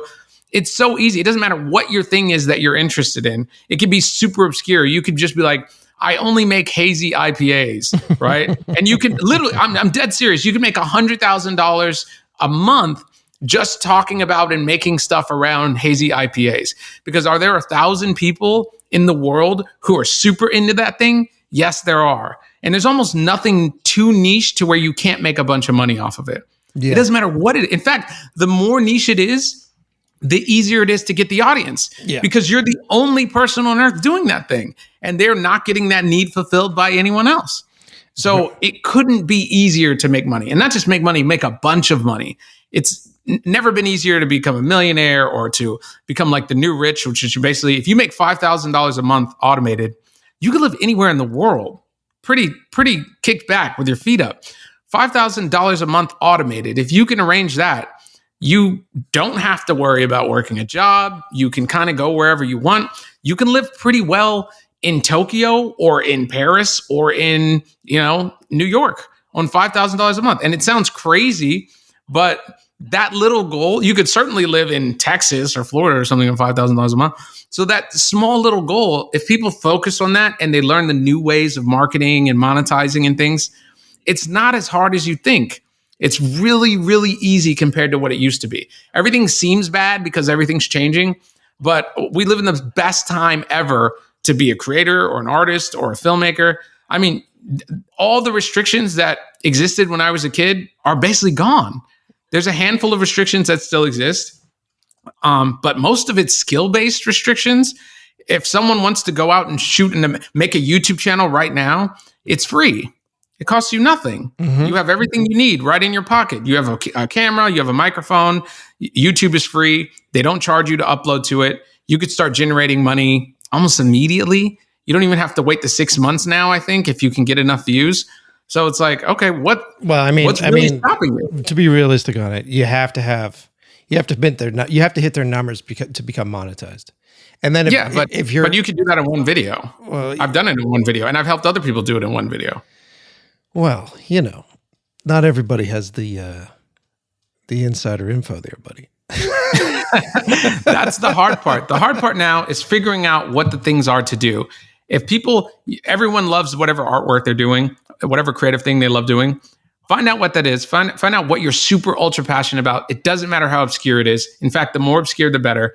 And then find out all the ways you can monetize that thing. It doesn't matter if it's affiliates. It doesn't matter if it's a podcast like this. It doesn't matter if it's YouTube. It doesn't matter if it's people paying you to be an influencer. It doesn't matter if you're creating content for people. Doesn't matter what it is. Find out if it's making products, if it's doing some sort of service.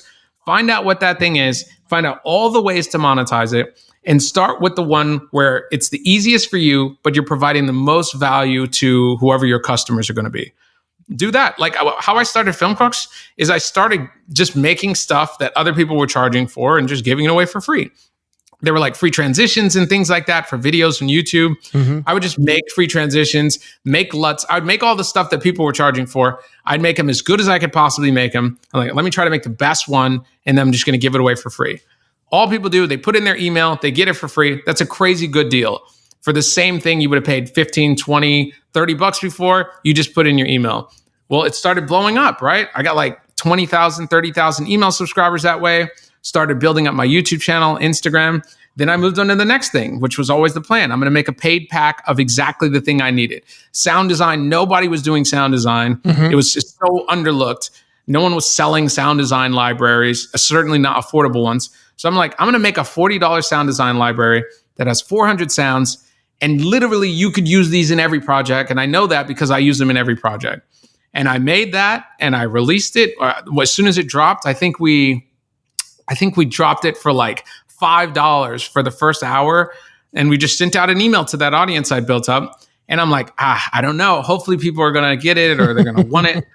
And then it drops. And then I think I made like $200 like in the first hour. And then we switched it to like half off. So it was $20 for the rest of the day. Mm-hmm. And I made like $400 in the first day. And then we got on No Film School that week. And then we started doing Instagram posts. We would like pay a page to do an Instagram post about it. And that Friday, we made $1,000 in a day. And then we were making $1,000 every day. And then the first month, we made like $30,000. And the second month, we made like $60,000. And then the third month, we made like $100,000. And it just took off, right? And it's so, if people only realize, like, don't just think about yourself, think about the person you're making something for. Figure out how to give them the most value as possible. It doesn't matter if it's entertainment or it's education or it's some sort of thing to help them. If you really put yourself in their shoes and say, what's the thing that would really, really help them? And you give them 10 times more value than you're charging for, right? If I'm charging someone $40, I'm trying to give them $400 worth of value. And the more I can, the better, because it's going to be symbiotic. Money's not one of these things where, like, if I make money, you lose money. It's not a zero-sum game. All the trillions of dollars that are in the world didn't exist back when we were cavemen. You know what I'm saying? Yeah. It's all new. If I make a pack, I made it out of thin air. It just works, just sweat equity, right? Yeah. I make a pack. If I sell it to someone for $40, they don't just lose $40. They get the $40 of the pack, right? Which is probably $400 worth of value if I'm doing a good job. And then they're paying me $40. So that's $80 worth of value, where before there was only $40. And if I keep doing that to tens of thousands of people like we have, think about how much new value is created. It's not just this trade. It's not like you're just siphoning money from someone. Everything you should do should be symbiotic.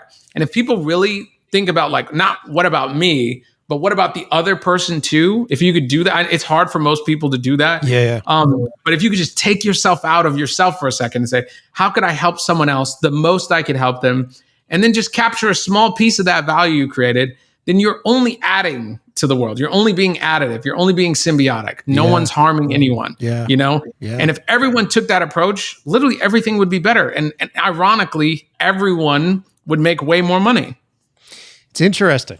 That's interesting, man. I didn't realize you did that. I was just looking at FILMCRUX's website right now. So you started, is that where you started, was doing the sound effects library stuff?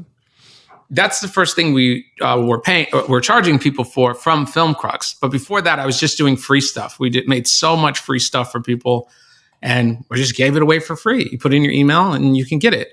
We would make like early story idea generators or free LUTs or free transitions or anything I could think that was helpful to me or I'd use on some project. I'm like, let me make this really, really good and just give it to people. And then your audience starts to be like, man, this, they're giving me so much. I could do $40 for a sound pack, which is also should probably be $400. And this is a good deal. Now everybody was doing sound packs after that, right? Yeah, it was a million packs of space theme packs started popping up all over the social media. But at the time, no one was doing that. It was a totally new thing, and people were like, "Wow, this is really helpful." And people are willing to pay for something if you give them a lot of value. If people are always looking for a deal, and it doesn't matter if that deal's like, okay, this is a $2 thing that I'm getting for $1, or if it's a $400 thing I'm getting for $40, or if it's $1 million thing I'm getting for $500,000, right? Those are all deals, right? The actual amount doesn't matter. No. It's how big of a deal is the person getting. Exactly, right? You're setting your own value. You're making your own value. Exactly. Exactly. And if people thought in those terms, like, what's the value I could get? Like you don't make 12K. It's not just the short film, which is beautiful, by the way. It's like beautifully shot, super cool, has so much weight and gravitas by like having it be in another language. Thanks, it just makes it feel like you're like getting a snapshot into some weird thing that's really happening somewhere, right? It's so cool. But you add so much more value by making the experience of getting access to the thing fun and interesting. Yeah. Right? Yeah. I remember, I think we talked, it was years ago. You like asked me like my favorite horror movies right through DM. Yeah. And so I'm telling you the horror. So you're adding so much experience outside of the film itself that it makes the entire thing so much more valuable than if, like you said, you just uploaded a 30-minute short film to YouTube and you just hope the algorithm puts it in front of people who would be interested. Yep. Yep. And people need to take that approach, that same approach you took, and apply it to everything in different ways. And if they do that, they'll be in a totally other position. Just try it. If I'm wrong, then what's the worst that can happen? You're in the same position you're in now. It's true, man. It's true. That's good advice, brother. That's good advice. That's good I'm advice. glad you think so. Yeah, man. Yeah, man. Well, you're a good example for people, right? If they like having a podcast, it basically costs nothing to start a podcast. You don't need all the now with AI again. It'll fix all your audio for you. Yeah, I mean, you can do it a with your phone. podcast in Adobe Podcast for free. It'll automatically clean up your audio. You can know nothing about audio recording.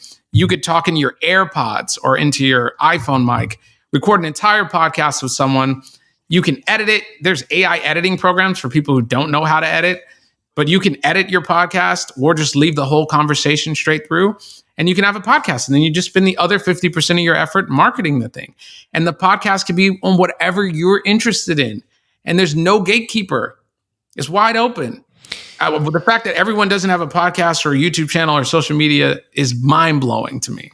I know. It's going to become even with the new AI tech now, where you can automate it so that it'll just essentially, I've seen this, people that are scrubbing the internet for articles, and then the AI will write a script, and then that will go into 11 Labs where they've trained it to use their voice, and it'll make a podcast and upload a podcast without them even be involved now.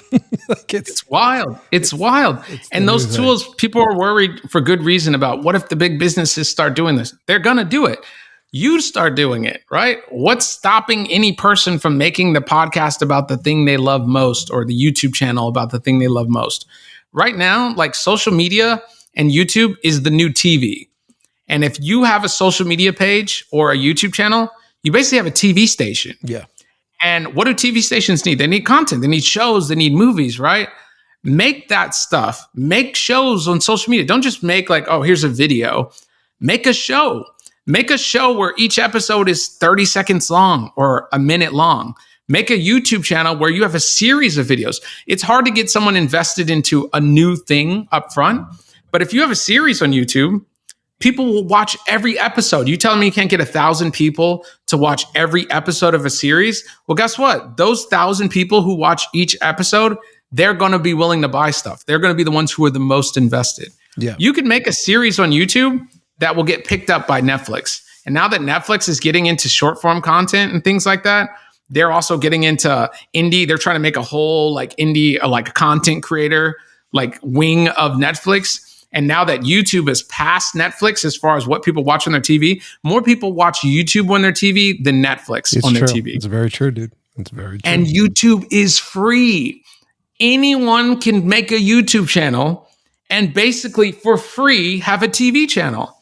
And so all that gatekeeping back in the past where there's only like ABC and NBC and Fox and whatever, and they're the ones who dictate the shows and they're the ones who dictate what's going on, that's totally obliterated. You can make a channel right now for free about whatever you want. Mm-hmm. And if you can get people to watch it, you will get paid a lot of money to do it, to keep doing the one thing that's your favorite thing.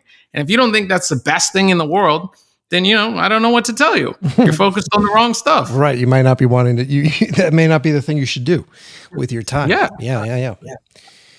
It's interesting. It's definitely an interesting time for this sort of thing, you know, and trying to figure out how to, you know, unfortunately still trying to figure out how to monetize these things so that you can continue to do them until we don't need money anymore.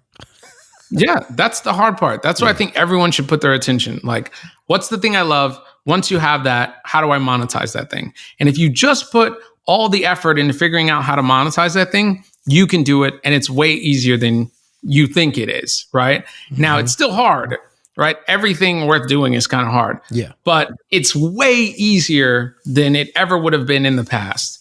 And that's where everyone's attention should be. What do I love? How do I monetize it? Or you could just get a job and you're doing something you hate and monetizing that. That's all you're doing. Why not pick a thing you love and monetize that? It just makes more sense. I completely agree with you. Completely agree with that stuff. Well, man, this is great. I'm happy that I had you on the show because I'm glad we got to talk. Yeah, dude, because it's good. It's good. I think that we sort of addressed a lot of everything that's sort of on everybody's mind right now. And there are still a lot of things that we have to sort through. And you know, what's interesting, I think at the back end of this, I like how you're angling it because it's like, just do it. If the other company's going to do it, you do it first. Like make it more valuable to you. Get in there first. Because the truth of the matter is these large corporations are slow fucking dinosaurs, and they have all these departments, and everything that they have to do has to get fucking approved. It's got to go through all these different chains where you tomorrow can sit down and go, how do I do this? And then jump on ChatGPT and get an idea and put together a business plan and go, all right, boom. And then, next week you can get started. Where a corporation, it'll take them like a half a year to get something. Exactly. Yeah. I use the speedboat and battleship, right? Yeah. So like a battleship, it can't move as fast, or it's not as maneuverable as a speedboat. It has a lot of firepower, but it also is, very cumbersome. Good luck trying to park that thing in the bay. Good luck trying to get somewhere, tight, or somewhere that's very shallow. If you're in a speedboat, you could kind of go anywhere. You can go fast. You could turn on a dime. You know what I'm saying? Yeah. And small people, individuals, are speedboats. So they should think of speed and maneuverability as their superpower. That's the thing that you have an insane advantage on. Don't try to play like a battleship and try to out firepower them, right? Mm-hmm. Take all those advantages, because by the time you're over at this place cleaning up, right? By the time the battleship gets there, you're already somewhere else. And if you just think about it like that, they'll never catch you. They'll never be able to catch you. They'll win their way and you win your way. And don't concern yourself with how the battleship gets around, right? They're doing things in a totally different way. Take all the advantages you have as a speedboat, and one day you may find yourself a battleship, and you could just take all that knowledge and you have to do things differently, right? Yeah. Warren Buffett started off like collecting bottle caps, and then he was doing, billion-dollar deals. You can't do the same stuff you were doing when you were doing bottle caps when you have billions of dollars. So while you're doing bottle caps, do it in the best way you can. Take every advantage you can. You know what I'm saying? And as you move up and you get bigger and bigger, you have to find which advantages help your size. Shaq shouldn't play like Steph Curry. Steph Curry is going to shoot threes. He's going to move fast. Shaq's going to stay in the hole. He's going to dunk on people. They don't need to play the same way to both be the best. Yeah. Smart, man. Good stuff, dude. Well, I'm happy that you came on. Me too, man. This was a really good conversation, honestly. I think you're one of the few people who's actually looking at things objectively around AI in filmmaking, and just objectively in filmmaking at all, right? Looking at all the angles of this and actually think of how to solve the actual problems people are encountering, rather than just complaining, which I feel like a lot of people are doing. But no amount of complaining is really going to help anybody.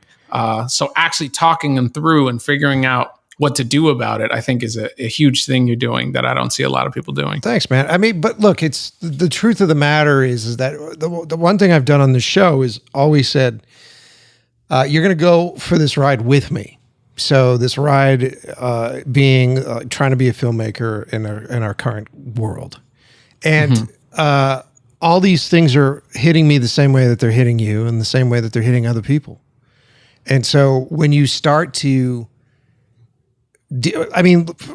let's deal with the real right now, right? So we've had at least 3 years essentially taken from us with COVID, with everything else that's happening. And then if you're in this business, the strikes and everything else. And so we're kind of emotionally decimated at this point, where so many people that have jobs in this business are now having to leave this business.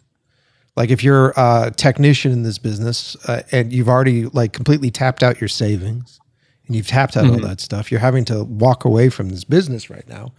And, it's just one thing after another. And then the most recent thing now is AI, and how AI is going to destroy Hollywood, how it's going to get rid of humans. It's going to get rid of independent filmmaking. It's going to get rid of all this sort of stuff. And I don't think that's true. I think that is just the marketing ploy of these large companies trying to get as many people panicked as possible so that they'll sign up immediately and go through the process of trying to learn these things as quickly as they can. I mean, it's a big marketing scheme for them. It's also just the natural fear of people going through a big change. Sure. Every time there's a new innovation, they panic. They're like, oh, what automobiles? What's going to happen to horses? It's sure. You're not going to care about horses in 20 years. Sure. That is also a big piece of it. But I think that what I try to do on the show is be empathetic to all sides around and sit there and go like, yes, it's going to be tough. It's going to be hard. And there's a lot of people that are in our business that are really fucking good at doing things that, as a real life filmmaker, I need. Like the guy who's really good at doing dolly moves and slowing dollies down, a guy who's really good at Steadicam and doing all these things.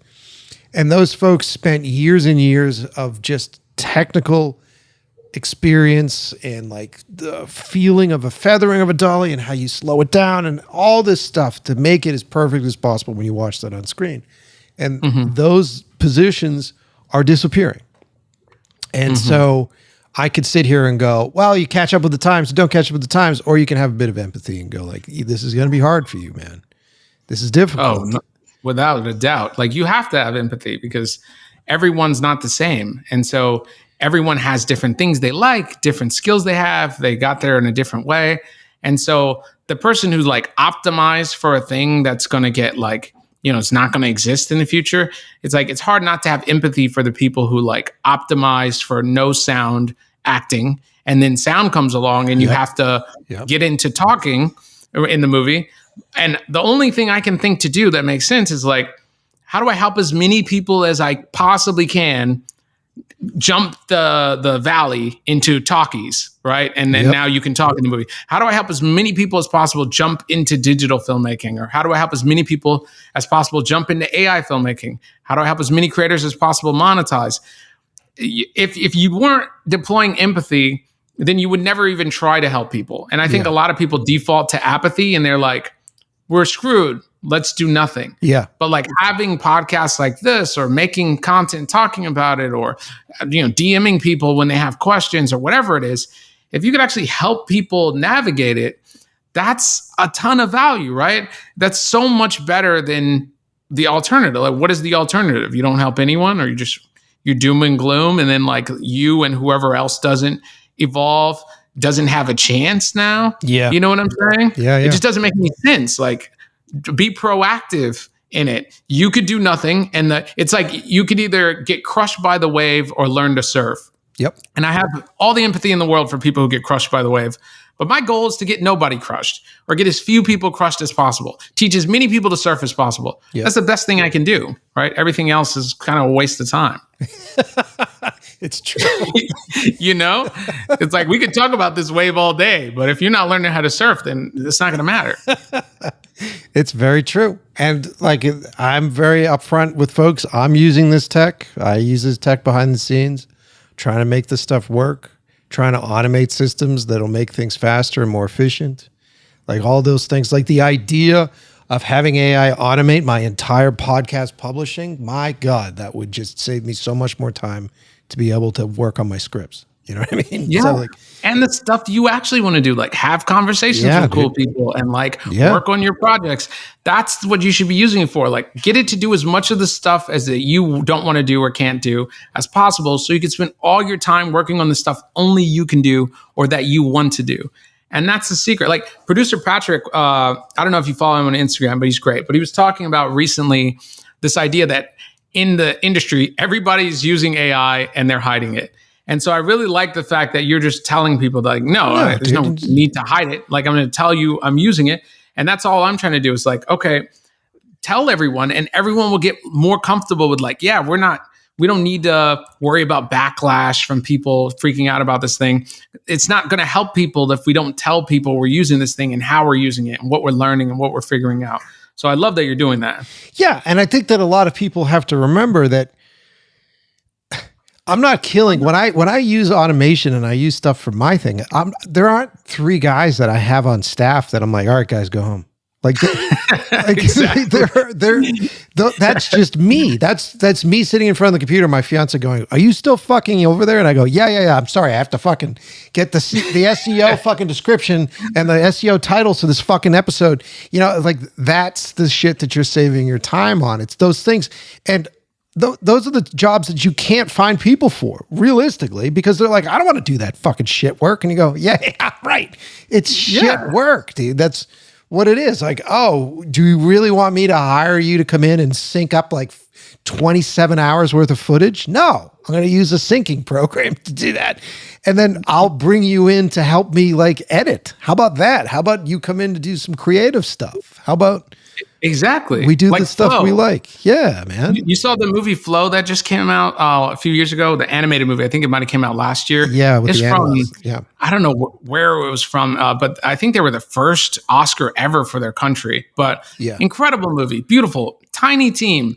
That's what I see the future as. Yes. These individuals and tiny teams making amazing things, right? Getting world renowned for making incredible stuff, getting actually seen, getting in theaters and stuff, getting in front of people and making money and making their dream projects at a scale that just was not possible before, right? I tell people the exact same thing you were saying.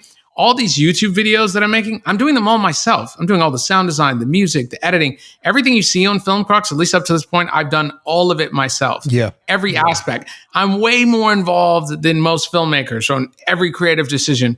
And there's no person getting replaced. I'm just doing 10 times more, 10 times better now with new tools. Nothing else has changed, right? Yeah. It was never going to be some other, was never going to have a team of 100 people helping me make a YouTube video.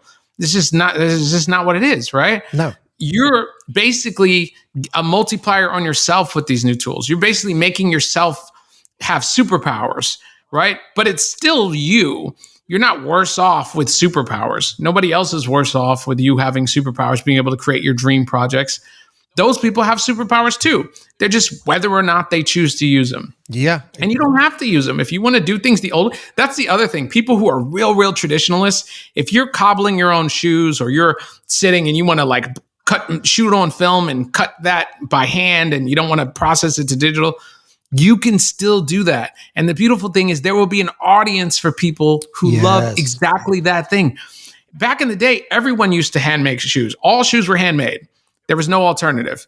And you just went to a cobbler or a shoemaker and you got your shoes.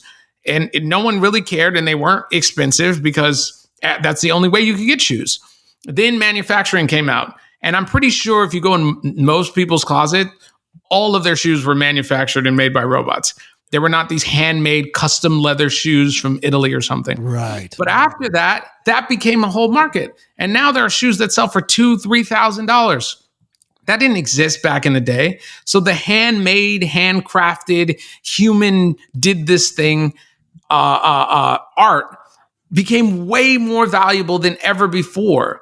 That's the same thing that's going to happen with filmmaking. If you do something by hand or something organic, you do something shot on film or something in a traditional way, that's going to be a niche that's going to attract people. Some people are going to be really attracted to that. The same way that vinyl, like think about how crazy vinyl sales are right now. I talk about it on the show all the time, dude. I'm a vinyl nut. Yeah, specifically. Exactly. Yeah. So is my daughter, right? She's 16. She's buying vinyl, her walls covered in vinyl and stuff. That's a 60-year-old technology. I don't even know how old vinyl is, right? Maybe older, maybe 80-year-old technology. Yes. And people are buying more vinyls than you would ever think possible because it has that handcrafted, tactile feel, right? That's going to become more valuable in the future. There's vinyl selling for hundreds of dollars, thousands of dollars now. That didn't used to exist. Well, in the 70s. What's interesting, for those of you listening to the show, I think you're catching this theme this year as I sort of talk about it. What's interesting about those techniques, and this is something that I really sort of discovered when people were talking about the difference between shooting film and digital today, right? Mm-hmm. And so the argument is digital can do exactly what film does, but you can just roll without having to pay for anything. So you could just roll all your rehearsals, you can roll through all your stuff. And yeah, it's great. And what's fascinating, especially when you went to digital photography and photographers were transitioning from someone that was like shooting a Polaroid first, spending their time, everybody has to get things perfect, and shot. We've got 12 or 15 per roll, whatever it was for that time period, right? Transitioned into the type of photographer that would just go automatic shuttering and just run through this stuff, right? So I'll catch every moment that I possibly can. Same thing with digital. I'll just shoot every moment that I possibly can. And at the beginning, it's like, holy crap, I have all these options. I can do whatever the fuck I want. I've got all these options, right? I shoot raw. I can color grade it however the fuck I want. I can do whatever the fuck I want. Then I think over time, people started to realize that that's exhausting. And the process of sorting through that was exhausting. The process of having to sort through 7,000 photos to find the one perfect photo. After you look at like 25 photos, you're fucking exhausted. You don't know the difference between that and, photo fucking 3,500 or whatever it is. Exactly. And so what was interesting, and Tarantino or someone else said it, and I noticed this too, is that when you shoot on film instead of digital, the big difference is that everybody that's involved is playing at the top of their game. Everybody that is involved is like not on their fucking phones. First looks are always looking solid. The makeup and wardrobe team is always there because they know that there's only a handful of takes. And then that when that you hear the sound of that film running through it, it is expensive. So exactly. The actual craft of it shapes the output of it, not necessarily the tools and the technique or any of that stuff. It's just the craft of it changes everything. And as we push into AI stuff, it'll be the same thing that happened with CGI, right? Where CGI came out and you had a bunch of animators, bunch of nerds sitting behind a computer trying to figure out how to make a dinosaur move, Right. And then they turned to Phil Tippett. And they were like, let's create this little puppet that you can animate claymation style, because that guy had years and years of experience on how to make animals move and breathe and live with claymation and stop animation.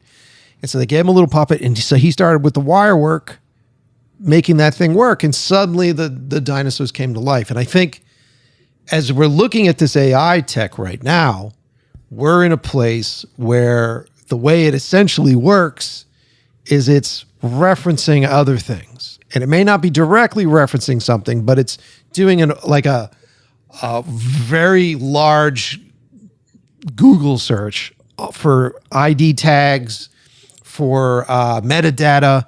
So like when you put together a prompt, it's hunting for metadata and looking for all these different images, all these different video clips that have that same sort of metadata, same sort of keywords, same sort of prompts for it. And then it's pulling from those pieces. And so ultimately, you're just getting what they were doing when they first were animating dinosaurs, where it doesn't feel like it has life. It feels like it's directly ripping on something. It's directly inspired by something. It feels like a stock version of a specific thing. I think once it learns enough, and the world that we want to live in, that I want to live in as a director, is kind of a hybrid of that and what James Cameron does, which is, hey man, I would like to be in a space where AI has learned all of the physics of nature. And it's learned all of the physics of lightings and volumetrics and movements. And I can just put on a fucking VR headset and walk through a space with a couple of actors that do whatever the fuck I want in my living room, and I get to make the movie that I want to make. Exactly. We're not far from that either. That's where we want to be. Way closer than people realize. Yeah, man, because we're not there yet. And right now it's very frustrating if you're a filmmaker that has any sort of, if you're someone that's trying to make original images and really sort of manipulate and control those images the same way you would if you shot your footage, it's fucking frustrating to use the current versions of it for that reason. Yeah, there's a bunch of downsides. There's a bunch of upsides. And so it's just like CGI and practical, right? On Jurassic Park is the quintessential turning point for VFX since Star Wars, right? Yes. And the reason is because they use both CGI and practical effects. So you don't know, like, this dinosaur looks real and it's a animatronic, it's a puppet.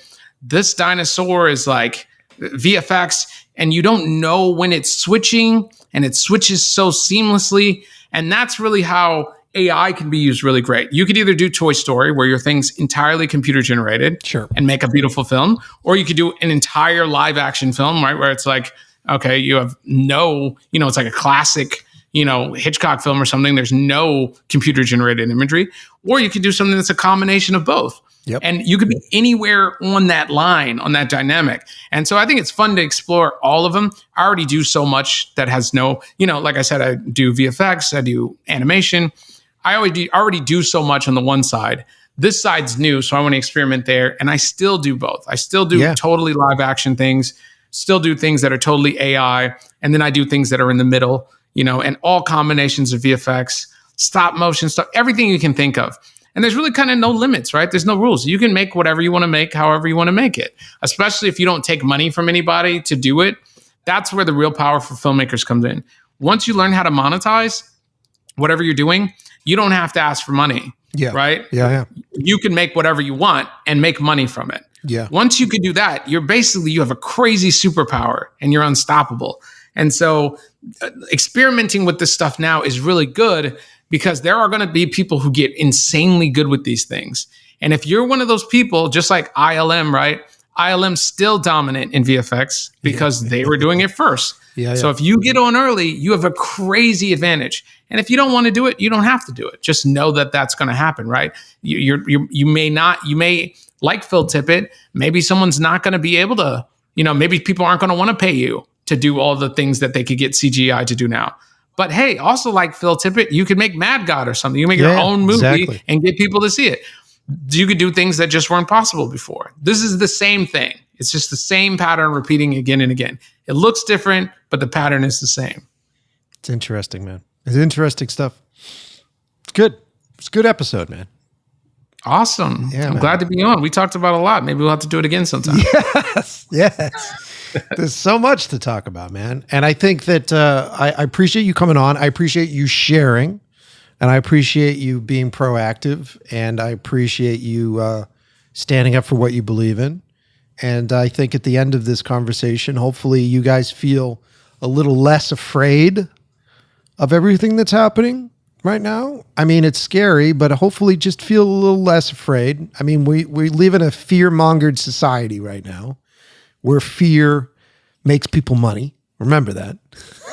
If you're afraid of something, someone's making money off of it. So, I'm trying to just keep folks positive and a good outlook. And I appreciate your help with that, man. Appreciate you. Oh, I appreciate you too, doing the same. We're both kind of on the same path. So let's help as many people as we can. And if people have questions, like I'm sure, like if you get questions and you want us to do another one of these in the future, I'm open to it. But people can hit me up. I'm sure your audience already just feels good about the fact that they can talk to someone who can relate to exactly what they're going through. Because that's the big thing. It's like, does someone know what I'm dealing with? And you feel like I'm not alone in this. I kind of get that what's happening now to me is kind of happening to everybody in the whole industry, because it is. Yeah, man, it is. All right, dude. Well, thanks for being on the show. Thank you. I appreciate it. I'll talk to you again soon, Mike. Yeah, man, you too.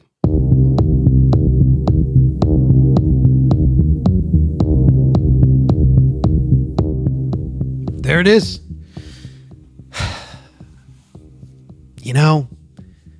I this has happened so many times on the show that it kind of blows me away when it still surprises me. There's something really nice about meeting a stranger and going into a conversation feeling very passionate about stuff, but also going into a conversation with curiosity and coming out of the back end better than you were when you started. Do you guys feel that way? How did this do for you? I mean, we sort of talked about a lot of different things here. And as we went through it, I tried to take, more often than not, the opposite angle, just so that way we were addressing a lot of the same stuff that we had talked about. I agree with a lot of what Lion was saying on the show. I do. And I use a lot of that stuff. And I'm going to be using a lot of that stuff to create really great stuff for you. So I hope it was great for you, because it was good for me. And I just got off the line with him. Literally, him and I talked for another, I would say, what do you think, Lion? Like 40 minutes, 30 minutes after we recorded the show? Just off air, sharing ideas and telling stories and going through stuff. I didn't think that was going to be what today was. I really didn't. I thought maybe I'd learn a couple things, and I'd yell about a couple things, he'd yell about a couple things, and that'd be the end of the show. Funny how that works out, isn't it? Funny how when you meet somebody and they think differently than you do, all it really takes is a bit of curiosity on your part, a bit of patience, a bit of politeness, to be able to learn something different and learn something new. And I'm not saying that you have to cave into other people's philosophies. I'm not saying that you have to set out to change your mind. I'm just saying set out curious. Have a conversation with someone that you don't agree with to genuinely find out why they think that way. Because who knows? You might be thinking a lot of the same fucking things. It's just packaged differently. You know what I mean? If there's anything to take away from this episode, it's that. The more you communicate, the more you know. The more you learn from people that are doing things, the more chances you have on surviving as things change. You see what I'm saying? It's a big mistake to put your head in the sand. And I know, because you hear me on the show all the time, getting irritated or upset or triggered, and I'll go, fuck, everything's dying and it sucks and fuck. Dude, thank God that only lasts for a short period of time. Generally, the amount of time it takes for me to spat it out of my mouth. And then afterwards, I wake up in the middle of the night and I go, oh man, I should really figure out how to use that tool. It'd be great if I use that to do. Thank God I've got those things in me. And thank God I've got people around me and friends around me that make me question things. And they look at me and they don't take what I say as the word. And they go, are you sure about that though? And you go, yeah, you're right. Right? Because the thing that sucks the most is that when you get heated and you get triggered and you're fucking, that one root burrows itself through your fucking cerebral cortex that is angry. This is the way. The thing that sucks the most is acknowledging that that's what's happening and climbing out of that rut and going into a different direction. Right there, that whole yeah, I know. You know, right? And then you go, then you start moving in another direction. You go, what an asshole I was. If humans could figure out how to do that more often, we wouldn't be in the situations that we're currently and constantly finding ourselves in as a species. You know what I mean? What do you think? You like it? Is it good? Is it cool? Tell me I'm good. Tell me I'm great. Tell me I'm awesome. Write to me. Tell me I suck. Write to me on Instagram. What do you think of today's episode? Do you feel better about it? You feel a little bit better about it? You feeling inspired? I will continue to do these. I've got a bunch more shows planned with people that are using new tech, using new stuff. And don't look at it like, oh, these fuckers are destroying our shit. Look at it as like, what are they doing that I could potentially be doing? You know? When everything tumbles and falls, how are these people doing well? You know what I mean? Once again, thank you for listening. Remember, ILWProcess.com, place to go to check out all our stuff. New Right Place, Right Time comes on Thursday. New In Love with the Process comes on Tuesdays. And we are still trying to build up our YouTube channel. Don't worry. I was just having this conversation. We're trying to figure it all out, figure out what tech works. And sometimes we wait a little longer for the tech to catch up to us. I don't know. We're still figuring it out. We'll get there. I own all these episodes, so they'll be coming out one way or another. Be patient. All right? Love you. Thanks for listening. And do yourself a favor. Go out there and have a conversation with someone you don't agree with. And by the end of it, I challenge you to see if you still don't agree.